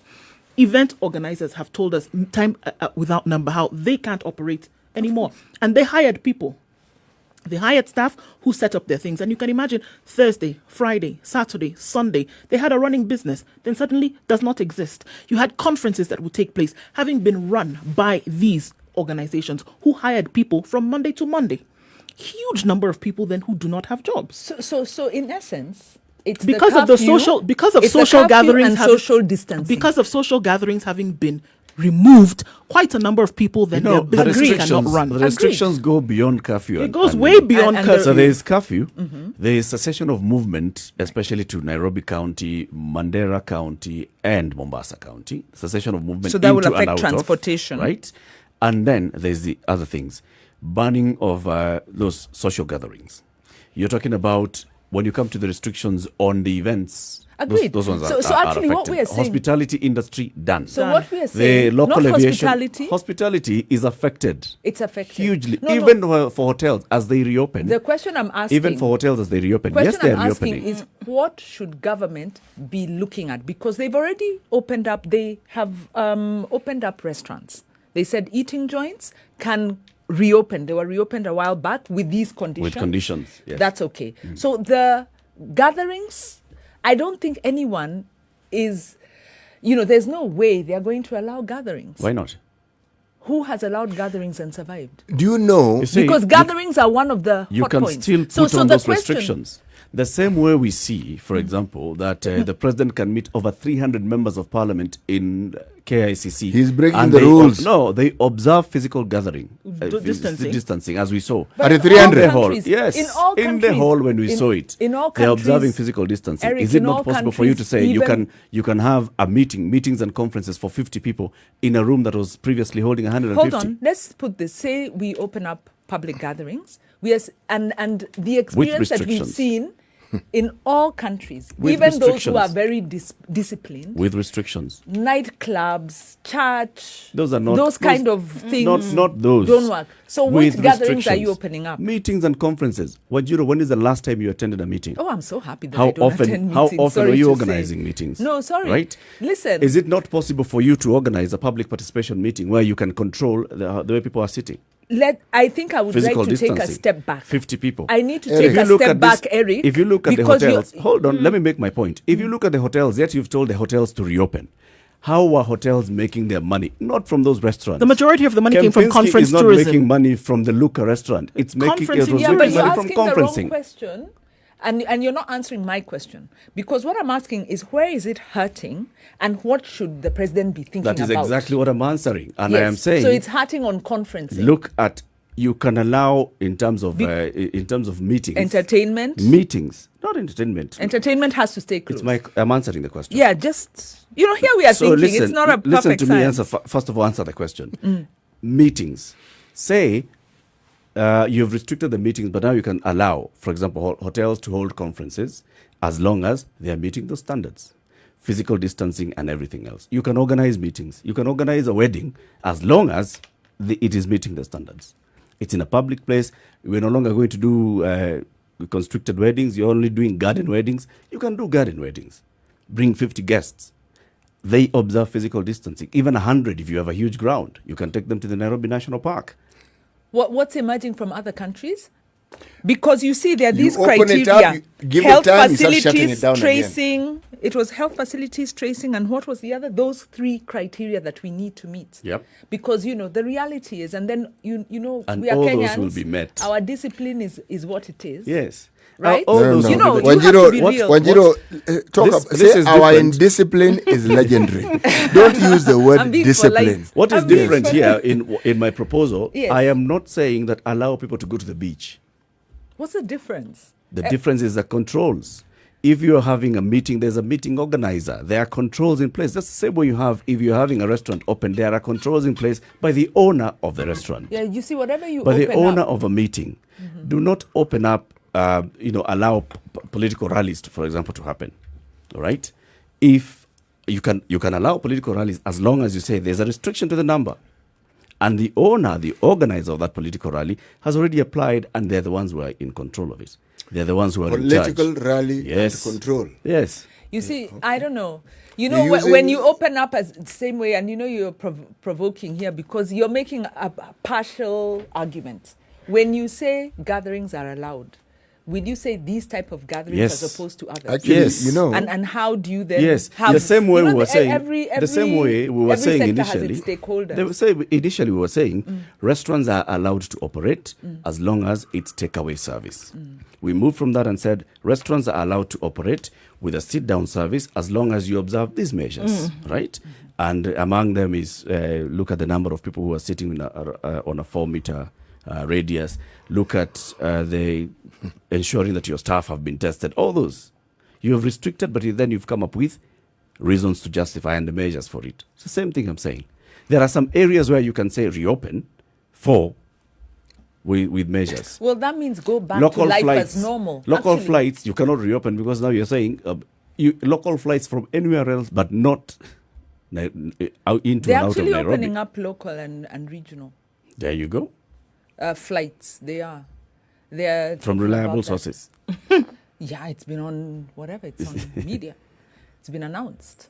By who? Not approved, but the airlines. I have mean the indicated. conversations that they are having. Consultations are Indications. taking place Yes. for how local and regional flights Flights. then would be re-established. I think that's what's going on right now. You know, Eric, what you're saying, for purposes of a discussion, really good, and it's something that one must give thought to. But we need not talk theoretically. We only need to look at places where they have done precisely what you're suggesting, and they've engaged reverse gears. Everyone's doing that. You know, the thing about meetings with the president is in attendance, there's security.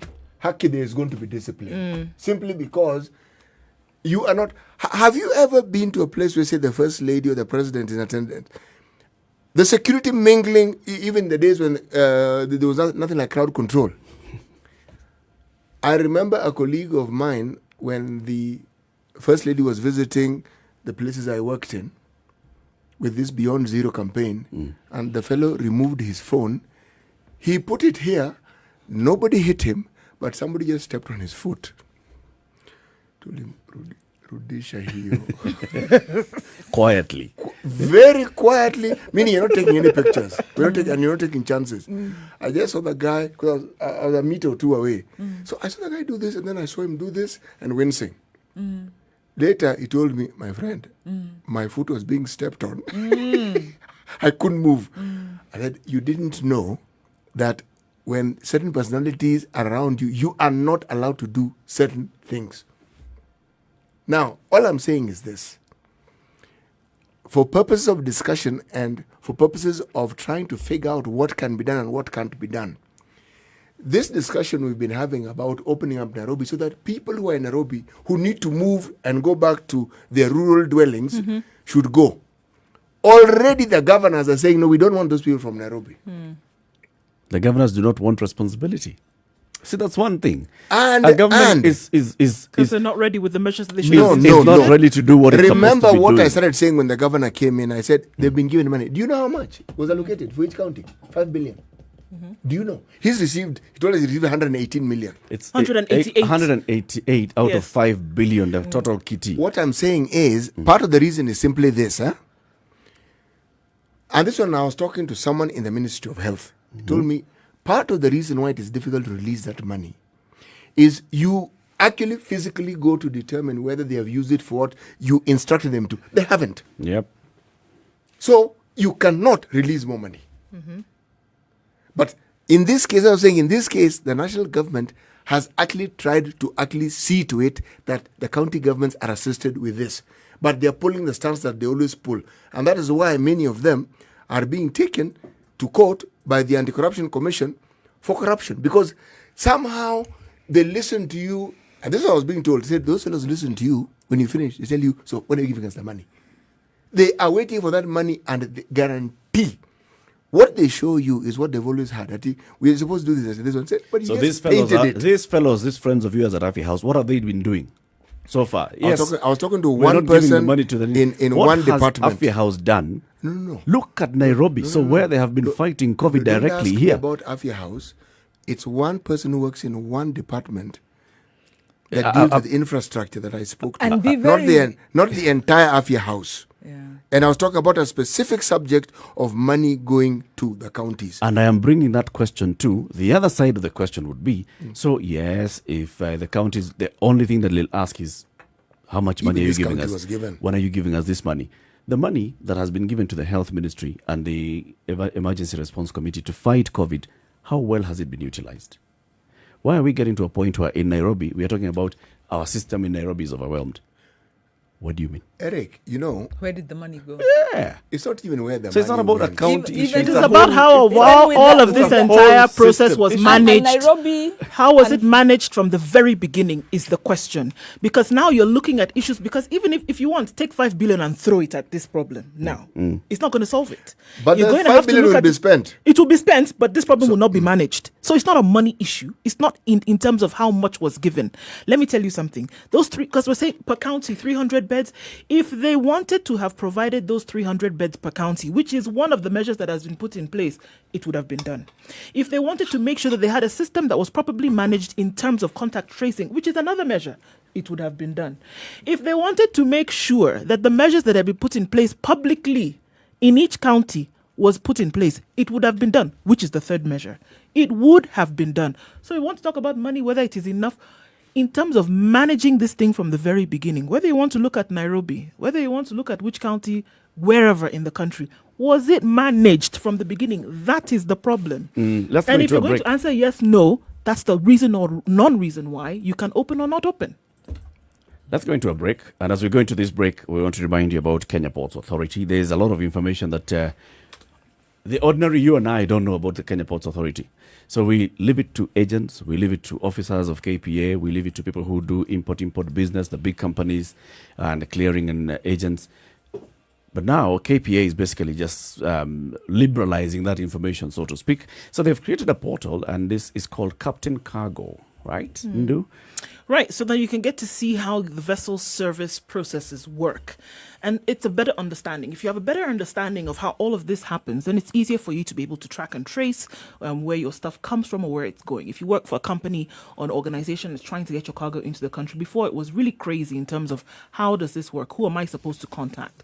So KPA has made it very easy through Captain Cargo now to be able to see you can trace from the very beginning who's supposed to be answering the questions? Where am I supposed to get this information from? How can I know where my cargo has reached and then who I should go to? Where am I making payments to? Will I be receipted for these payments? And so all of this information can be found on the portal to make it a little bit easier for your stuff to get to. Indeed. There's also a tariff calculator. If you want to know how much you need to pay for the services, there's a tariff calculator right here. So it's kpa.co.ke/Captain Cargo. And Captain Cargo is Captain, Kawaida, Captain in English, and then Cargo, K-A-R-G-O. Captain Cargo by KPA. Good morning at 19 minutes after 9. Let's take a look at the weather, and then this conversation continues.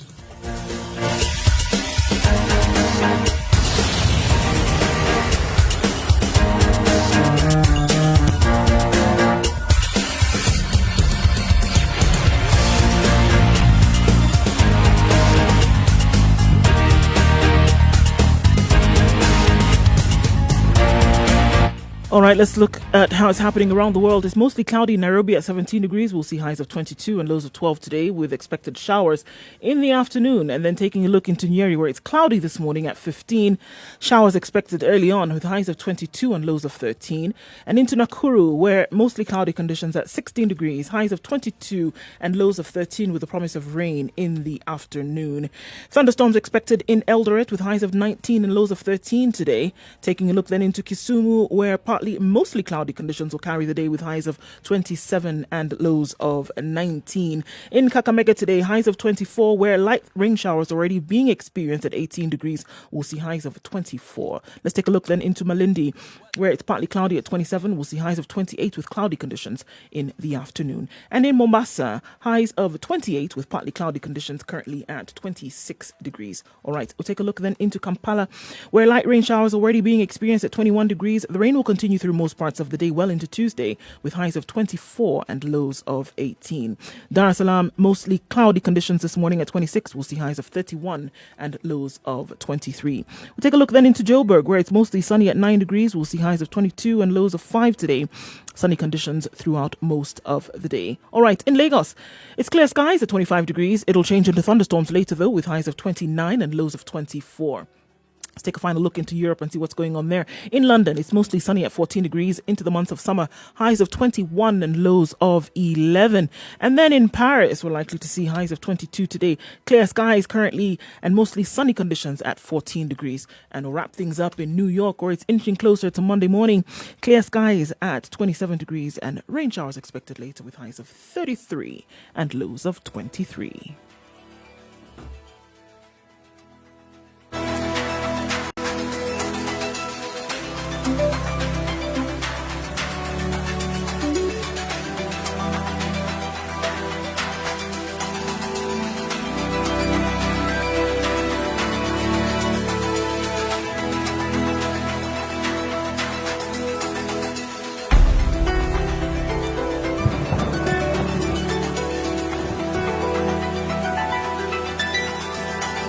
As we continue with this conversation in the situation room this morning, Latiff, Nduh Okoh, CT Muga, and Njeri Thorne, there's a survey that was whose result was released yesterday by the research company Latiff, and was looking at the impact of the restrictions so far. Just looking at the last 30 days since the extension of these restrictions, curfew and travel restrictions, 74% of people said that they have experienced Spice up your life in their daily earnings due to the curfew and travel restrictions.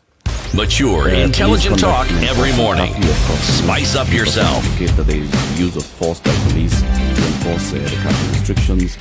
Further expectations if restrictions continue. 30% indicate that crime has started to increase due to travel and curfew restrictions. 61% say that they expect that crime will increase if the restrictions on travel and curfew are extended. In terms of perceptions, before the 6th of June announcement, 39% people said they wanted the travel restrictions and curfew to remain. 39%. Right now, after the 6th of June, the 86% say they want the curfew restrictions to remain, and 79% want the curfew to remain, but with reduced hours. This is about just the night curfew. So you see, already the polls are indicating people are feeling the pressure, and we've been talking about this regularly. People are feeling the pressure in terms of now perceptions on what should happen. There's movement towards let's have strict restrictions, moving towards, okay, let's ease up some of these restrictions to support livelihoods. Catch 22. What should we be considering? This, in my opinion, becomes a very huge debate in Kenya for one simple reason. The government hasn't come up. Excuse me. There you go. The government hasn't come up with a formula for ensuring that those who are genuinely and truly disadvantaged are supported. Starting from those who are poor, starting from those who work, who earn a daily wage, to those who've lost their jobs, to those who are unwell, all these cadres of people, the government hasn't come up. If there was a system where we knew that you report, you write your name down as people claim, money arrives at you, all these discussions would have taken a completely different turn. But the vagaries of this and the fact that you are on your own and that feeling and the reality that actually no one is coming to your help. Now that is what is making this debate, the temperatures in this debate rise. Because, and even this movement that people feel they need to go back to the rural areas, is because you feel life is cheaper there.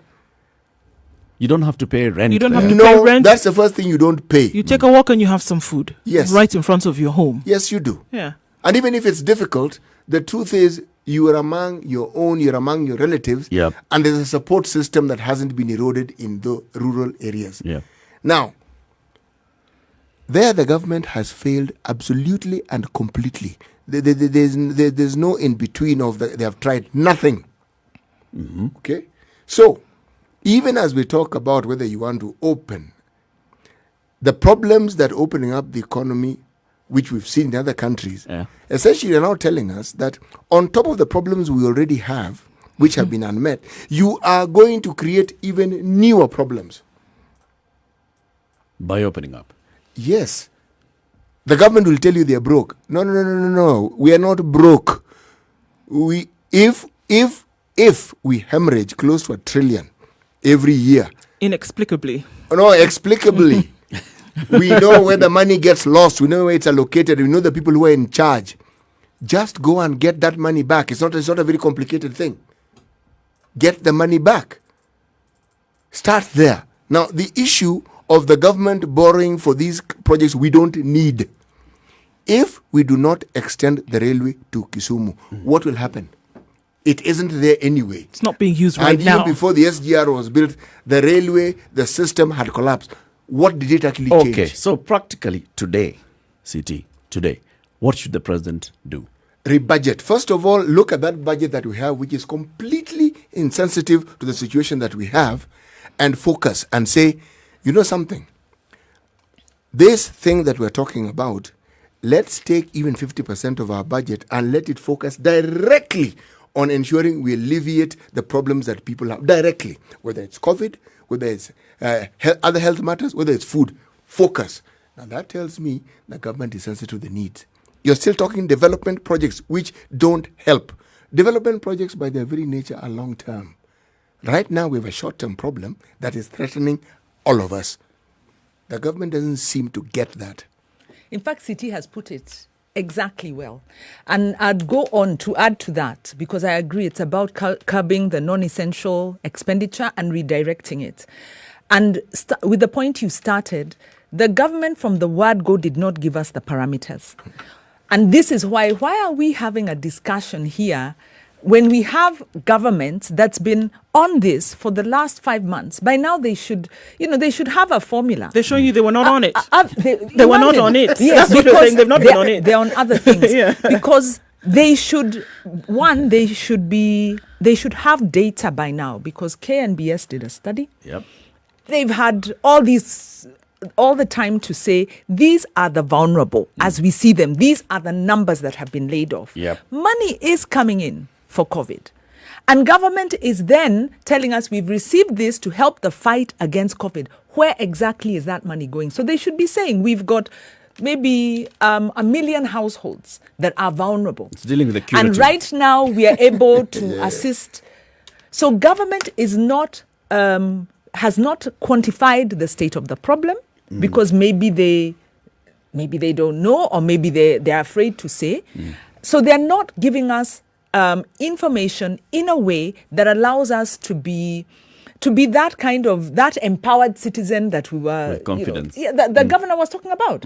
If he wants Kenyans to comply, if you want Kenyans to come on board of this COVID process, then talk to us like we are adults. If you treat a child like they don't understand anything, that's how they'll behave. Yeah.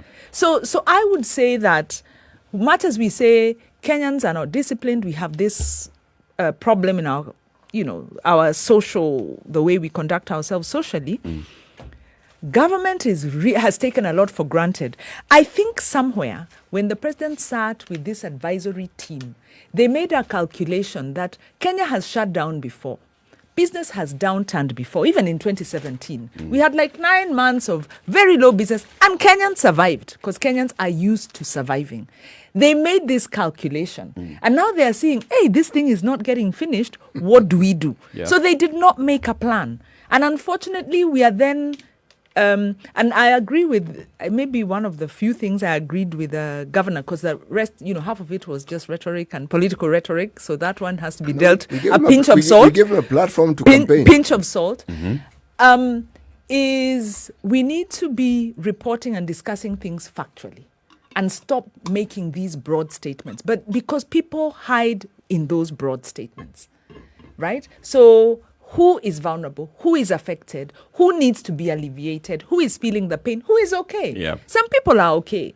Their knowledge, and in fact, I was watching this documentary that was saying the knowledge industry drives a whole load of other industries. Knowledge industries are people who can afford to work from where they are. Yeah. If push came to shove, by the way, you guys could actually broadcast from your houses because you're in the knowledge industry. You don't have to physically be here. This channel doesn't have to shut down. But there are people who must physically be there. You must get onto an aeroplane to be able to transport your goods or whatever it is. So not everyone is affected equally. So let's not pretend. Others are affected by degrees. Others, it's about life and death. Yeah. And yes, crime is going up. And those decisions have to be factored in through and through. And I don't know if that's going to happen. At 9:30, let's take a look at traffic, what's happening on the roads. This conversation continues. We'll also open up the phone line shortly for you to participate. 0719 012 600.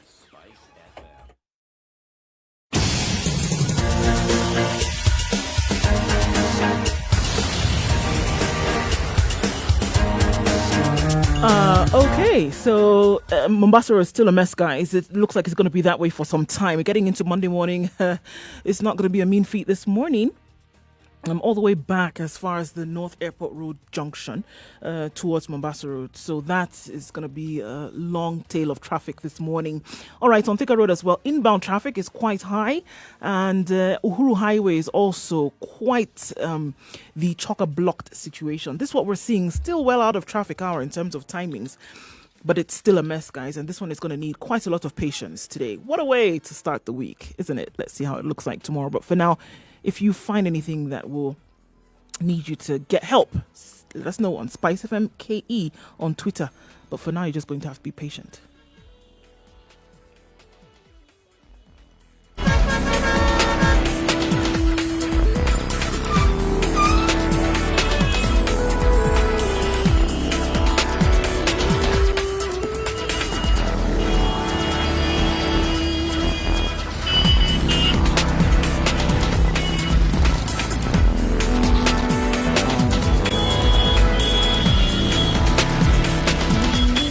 I'll give you my thinking, what I hope to hear from the president this afternoon. And I'm going to build up from what happened from the 15th of March. From the 15th of March, when the president came out, he said he came up with all these measures. Number one, close schools, shut down schools, eventually shut down religious congregations, eventually lock in people in Nairobi, Kwale, Mombasa, and Kilifi. And then we released Kilifi. And Isili. And then in Nairobi, Isili itself. So all these restriction measures that have been in place in that time, and they advise that for as much as possible, try and work from home. it had a direct impact on what happened to the economies of, especially of Nairobi. Nairobi contributes to about 50-60% of the country's GDP. Very many businesses that are even outside Nairobi depend on Nairobi. If you talk about the hospitality sector, they depend on Nairobi, even those that are within like Naivasha and Kajiado and other parts. So a lot of people lost jobs in Nairobi. Then you told 4 million people who live in Nairobi, do not get out of Nairobi, stay within Nairobi. And then you still told those 4 million people that you can move around within Nairobi, but you cannot get out. Move within, you wear a mask, you wash your hands, you enter fewer people in a matatu, but you are free to crisscross the city. 4 million people. This is where we were seeing the highest number of cases in the country.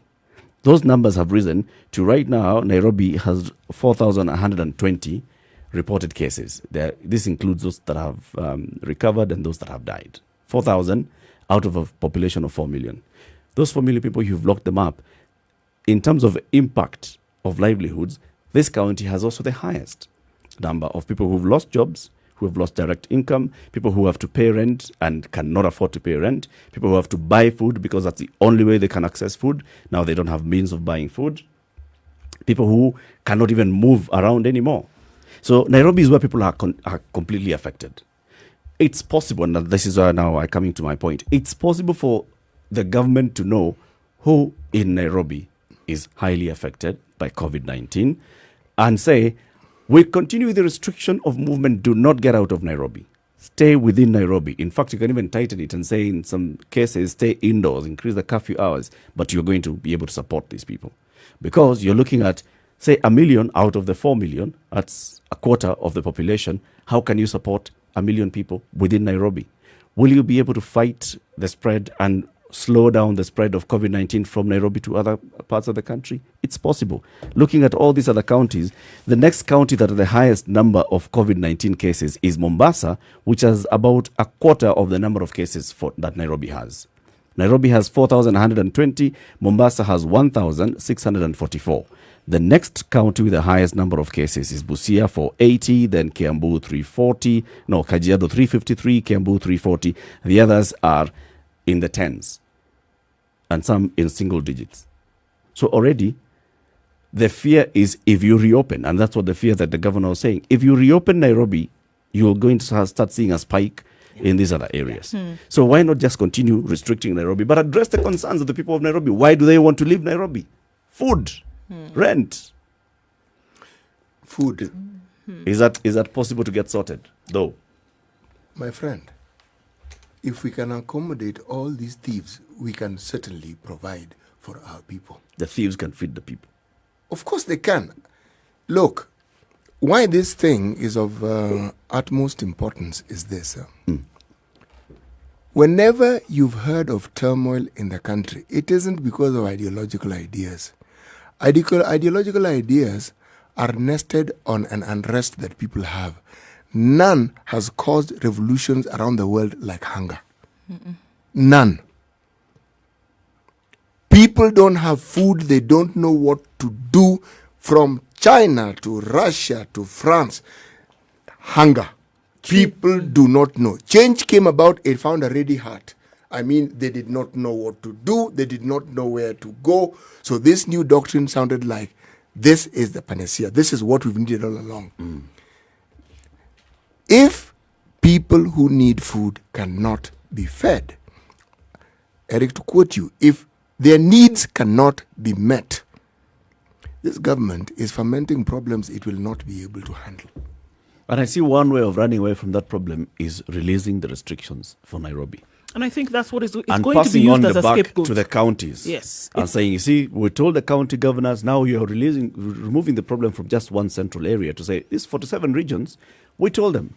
We gave them 30 days. We had weekly meetings. Eric, and they assured us that they are working on something. And we committed ourselves to helping them. That may be true, but the reality is this. Governor Mutua painted a very rosy picture of how well fed and how well planned they are in Machakos. And we thank him for that good and wonderful report. The truth of the matter is this. There are seasons when even rural areas have food their seasons when they don't. They don't. Okay? If you increase the population in the rural areas, the food that's available will not last very long because the number of people who will be demanding it.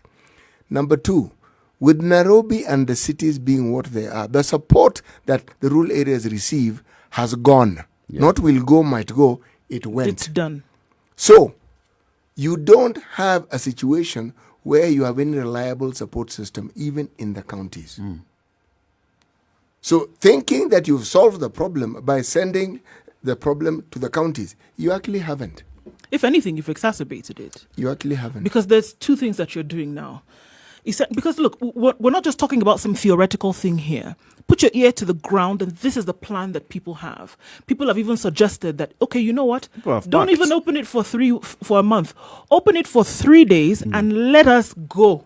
Because and then you can close it. Because living in Nairobi, because those numbers that you've given, that's just it. The majority of people within this metropolis are the ones who are having issues. And so they're saying, give us an opportunity to go home. So now how you exacerbate the situation is, number one, if anybody is symptomatic right now, if anybody has COVID, and the possibility of them taking it out to the counties or to the rural areas is very high, then you still take the problem of inability to feed, and then you take it to a place where those resources are already dwindling, and then you compound it because you're adding it there. This is a problem. But we keep asking ourselves, okay, so we're stuck. So then what is he supposed to do? This is what you're supposed to do. And I would agree 100%. If you don't want people to move, number one, you don't want the disease to move. Right now, it is possible to make a decision where you're going to buffer people where they are. Like you said, it is not necessary. This development, okay, train, road, right now, nobody gives a flying hoot. Right now, it doesn't matter. Because after some time, these development projects where you're putting the most of your attention, there will be nobody who will be able to maintain it. There will be nobody who will be able to use it anyway. If there are no people, what are you running a government for? If there are no people, what are you running a country for? What are you running upon whose bedrock is the economy then supposed to run? If you don't have people who are healthy, living, and able to get something done for the country. And that's what we're talking about here. Move it. And I'll give the example of the UK once again. A budget had already been set in place. It was done. When COVID came in, there was an extraordinary sitting of Parliament, and they said, this is something that we must do. Let us rewrite what it seems may have already been cast in stone, and let's change it so that we can help the people. It's possible to be done. And those are the decisions that need to be taken now. Can people be fed? Absolutely. This excuse of no money, sorry, throw it out the window. It cannot work anymore. If you're saying we don't want people to move, if you're saying that people have lost their jobs, buffer them, because it's not an everlasting situation. But guess what? People dead, that's an everlasting situation. Have you had a close look at this budget that the Minister for Finance gave us? There is nothing in that budget that even gives an inclination that we have an emergency. It's actually a business as usual budget. What they did was give it a really fancy title. Essentially, I'm paraphrasing, this is the budget that is going to solve all our problems. Yeah, it's going to help us recover from COVID-19. It's already looking at recovering from COVID-19 by talking about repairing bridges and hiring the youth to repair those bridges. You've placed somebody when they're all healed and proper, but you've not given them the medicine that's going to get them there. You know, government, there's this household safety net program that runs, and I think government estimates about 6,000 shillings per household to cushion them for a month. Which one? The one for the elderly? Not the elderly. There's a food support program. The elderly for the is vulnerable. Less. Yeah. There's some computation that was made that what does low-income household need as a basic cushion to survive. Of course, the households are affected at different levels, but if you're to say basic, what we're saying food, there was a figure of 6,000 that was being discussed per month per household. Yep.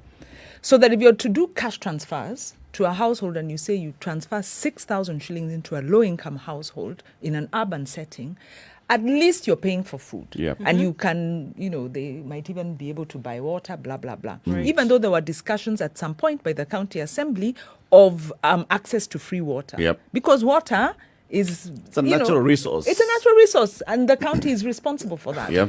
It's different from rents, which become a little bit touchy. So if government was to go with If a we figure do of $1 million, like you 6,000 said, and a million like people, $1 million, that's 6 billion. it's 6 billion. 6 billion It's a month. 6 billion. So the expressway project is 62 billion. You could do 10 of those. Debt repayment is 630 B. Hello. This is why we're saying relief. Go and tell your donors we are not paying for now. What are they going to do? We're not paying for now. Bring the Chinese army Because- here or come and They'll take over your port. or airlift the port. It's about choices. Government really doesn't care. Why would,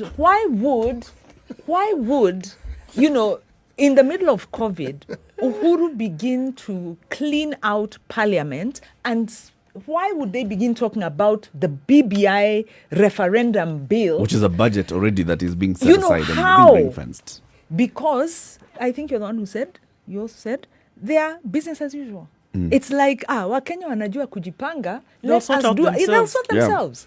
But actually, this violence we are seeing, this crime we are seeing, that is an indication that things could Wanjiru, it is easily violence. unravel. No. It is 1-0. violence. Yes. It Crime. will get 50 people guaranteed, dead at the guaranteed, hands of police enforcing guaranteed curfew. that it is What going are you to saying? get worse. Guaranteed. If things remain the way they are, it is going to get worse. People who don't need to die. Yeah. Because the Unnecessarily. government has completely warped priorities. Yeah. No. Unnecessarily. Because they have made investments. They are, So you say I'm a conspiracy theorist. There are big projects that the are pipeline. driving. Yeah, that must be sorted. And money has to come in and things have to that, happen. that That money is has why been you planned can't. for. It has been planned for. You don't have to ask this question. And you can't change the I plan. have to ask this because question. you're affecting the downstream interest. When is it ever enough? That's the question. I mean, surely, do these people want to own the whole country? That's the thing. And then, what, they'll move to and try and own Uganda as well? And where will Yeah. you live in this country? Not only where- that, and then when problems arise, because they will arise, where are you going to live? Yeah. You will use your wealth to control the people. I was thinking. Oh, You know what? If you look at what's happening around SGR, Yep. and you go back to what happened with Goldenberg and Anglo Leasing, with Goldenberg, for the story to come out, I remember Paul Muite giving this story of how he got this information and he couldn't take it to the media. He had to table it in parliament, and at the same time he had organized. The situation was so close at that time, even having the information was a Was threat. risky, Munyakai went underground for years. Actually, he died not a very good death Yeah. because he was on the run. He was a refugee in his own country. was speaking the truth. Yeah. Look at Anglo Leasing. John Gidongo had to Flee the country. He had to flee the country. So again, this information could not be revealed as easily. Yep. But look at SGR. This thing, even before it was signed, it was in the media. It's been documented fully. Now, the point I'm making is the government has calculated, what happens? Where will you take us? They're not seeing Kenyans now know. Maybe Goldenberg, people didn't Those quite things were shrouded understand. in mystery. Anglo Leasing, they are like, but now people are following. So the aftermath or the pushback that comes from people will be based on, we saw what you did, we saw you were told, you have lied to us, and now you pay a price. That's the problem. Yeah, he talked about revolution. It's either going to be a peaceful revolution or it will be a violent A violent See, one. the revolution Let's take a act- quick break. Quick break here, and Please, remind let's you take a about break. Captain Cargo. Just log on to kpa.co.ke/Captain Cargo, KARGO. Captain Cargo is this new portal by KPA where they want to share a lot of information for you to understand the operations and the processes of accessing the port services. For example, if you're talking about importing goods into the country, what do you need to do for your goods to be cleared from the port of, let's say, Mombasa? There's information that's there. There are very many steps, 12 steps, not very many. There are only 12 steps that you actually just need to be aware of, from supplier arranging for the cargo inspection to conform with the pre-shipment verification conformity, all the way to the shipping agent sending an electronic delivery order to KPA. all those 12 steps, and you get to know about those steps. Just log on to kpa.co.ke/Captain Cargo. We'll be telling you about Captain Cargo in the coming days so that you get to understand exactly what is it that KPA does and what is it that maybe at some point you have already conned or maybe a point where you do not understand. Maybe you're not even conned, but you've been thinking, you mtu alinidanganya. Maybe they didn't. You can actually get there to Captain Cargo and you'll find out the truth. Good morning. It's 12 minutes to 10 o'clock.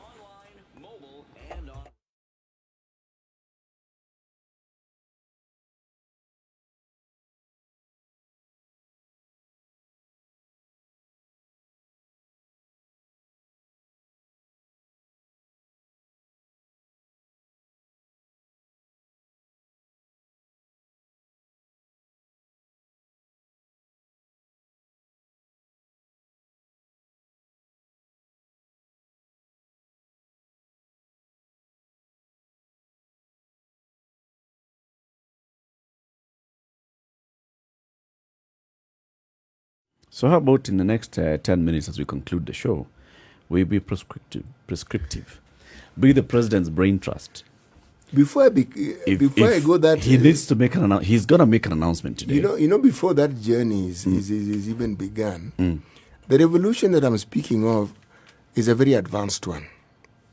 When people undergo the sort of trauma that they're going through, their minds change. That's the revolution. The minds are changing with every passing day. The passivity that our leaders have taken for granted among Kenyans is what they're poking the bear. And they keep poking the bear. Because when people change their minds completely, they will want nothing short of a complete overhaul of the system that they have. And this will happen right across the country, whether it's in the county systems, whether it is in this thing that politicians take for granted, that because I speak your language and I'm seeking votes in that place, I'll get voted. There's a surprise waiting for people around the corner here. Or even beyond that, where a lot of leaders and politicians in Kenya, and Njeri alluded to this earlier, is that they believe that Kenyans won't say anything. Kenyans won't make a lot of noise. Kenyans will not kick up a fuss. They will. Because they'll survive and they're passive. They're not going to shout or make too much noise. Now, if you want to see the opposite of that, continue in the way in which it is going. Because this, for example, we always say that action is a byproduct of thought.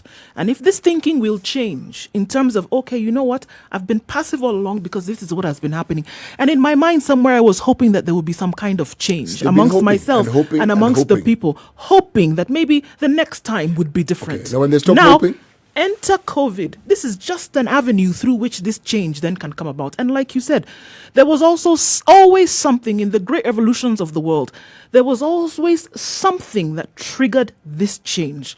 And it was always when there was lack amongst the people. And because of that lack, and in that lack, there was no proper response to deal with that lack. It was indicative of what had always been happening. And I won't forget, I said it here in April. And I said, you know what?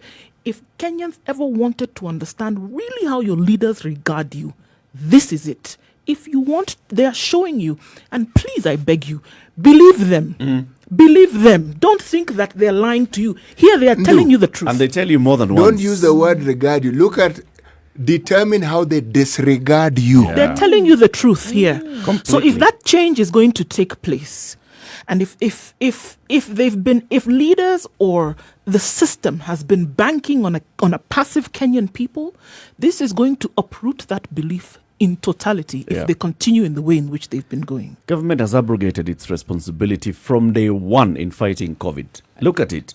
They told you you're going to pay for your own quarantine. Pushback, they were like, okay. Then next, they told you, okay, so we are going to treat you and house you in these facilities. Next thing, this thing is costing us too much money. It's too much of a headache. Our hospitals are full now. You guys are going to be treating yourselves at home.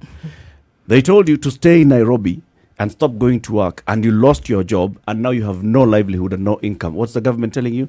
We're going to open up, so you go home. Remember, keep physical distance, wash your hands, and if COVID catches you, and wear a mask. Yeah. And if the COVID catches you, remember it's our personal, all of us, individual responsibility. Government has moved itself away from this. This is what I expect to happen, to see, even if not today, in coming days. The government will say, okay, we'll release the restrictions because the economy has to continue running, but we are asking our county governors to make sure that they set up these things in place, make sure that the people in the counties are aware, make sure that you're monitoring and observing, and then they'll sit back. COVID starts increasing, they'll be like, oh, now we need to house people in their own homes because we have our hospitals across the country are full, and there was absolutely no talk of expanding that capacity. This, like you're saying, is where a government is showing you, I don't think about you. You're a nuisance. Showing you that I don't. You're a nuisance. In fact, you're a Go nuisance. sort in the yourself way. out. You're in the way of me to get where I need to go. At least stand aside. Move away so that I can actually go where I need to That go. is it. We are in the way of the plans of government. No, we are not in the way of plans of government. We are in the way of plans of people within government. Yeah. See, We Of are the pawns. president and his. see, the government is being Call it a represented name. here, okay? There are people within government who even have no clue. They're just as clueless as we are. Yes. They're also just wondering what on earth is going on like we are. We have institutions in this country which, when running well, like the port, can do so much for this country. One institution. Absolutely. By the way, have you had a conversation on this program about the port and the politics around the port? Can we have Okoh people here to tell us whether the efficiency has improved and the politics? We will plan for it. It is a good conversation. Because you're saying that the port can change It can change so much. the livelihoods. And there's a big debate now by the Okoh coalition, the Okoh Mombasa coalition, that the port is being killed and livelihoods are being lost. If you think of the decision that was made, SGR notwithstanding, CFSs moved. All cargo consigned to SGR, and SGR actually can't even manage the cargo that is there. They don't have the capacity for it. So an entire industry of transporters suddenly found themselves in a lurch. Then, even as you're taking a deep breath, you're suddenly told you now have to go to Naivasha before that place was even ready for business.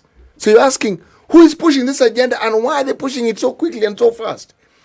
Total disregard to the livelihood of people who depended on that aspect of business from the port. That one just went, it just sort of like vanished overnight. Now, when you have such decisions being made, and you ask yourself, but it wasn't necessary to do this the way you're doing it. There's a story we are not hearing. There's always something. In this case, there's something we clearly, but you seem to have understood it well, because it isn't that something is wrong. There are people who are simply going about the business they intended to go about, and we are observing, and all we are seeing is, why are things not going right? They are very clear about what It's commercialization of things. So the port is not being killed. It's the operations of the port that are just basically going into private hands. And let's just call it as it is. Privatization. Privatization of all these things. The business of the port cannot be substituted. It's a monopoly. Goods It come doesn't through matter what port. you do. So you cannot really Yes. kill that. It's getting into it so that you can make money out of it. Eric, Okay, Eric, conversation for another day. Eric, So we can go. Eric, in this country, Yes. in this country, monopolies have been killed. Don't fool yourself. We had Posta Yeah. dying, dead completely, and it was a monopoly with a service that was needed. The demand didn't decrease; the demand always increased. We had But you see, Kenya. there are alternatives that could It's crop only when the alternatives started coming in. crop up. In terms of parcels, now you have vehicles and buses They doing the started coming parcel up. service, and then another mobile operator. And port, you cannot. No port. There's no plan You B. cannot. All I was saying was monopolies.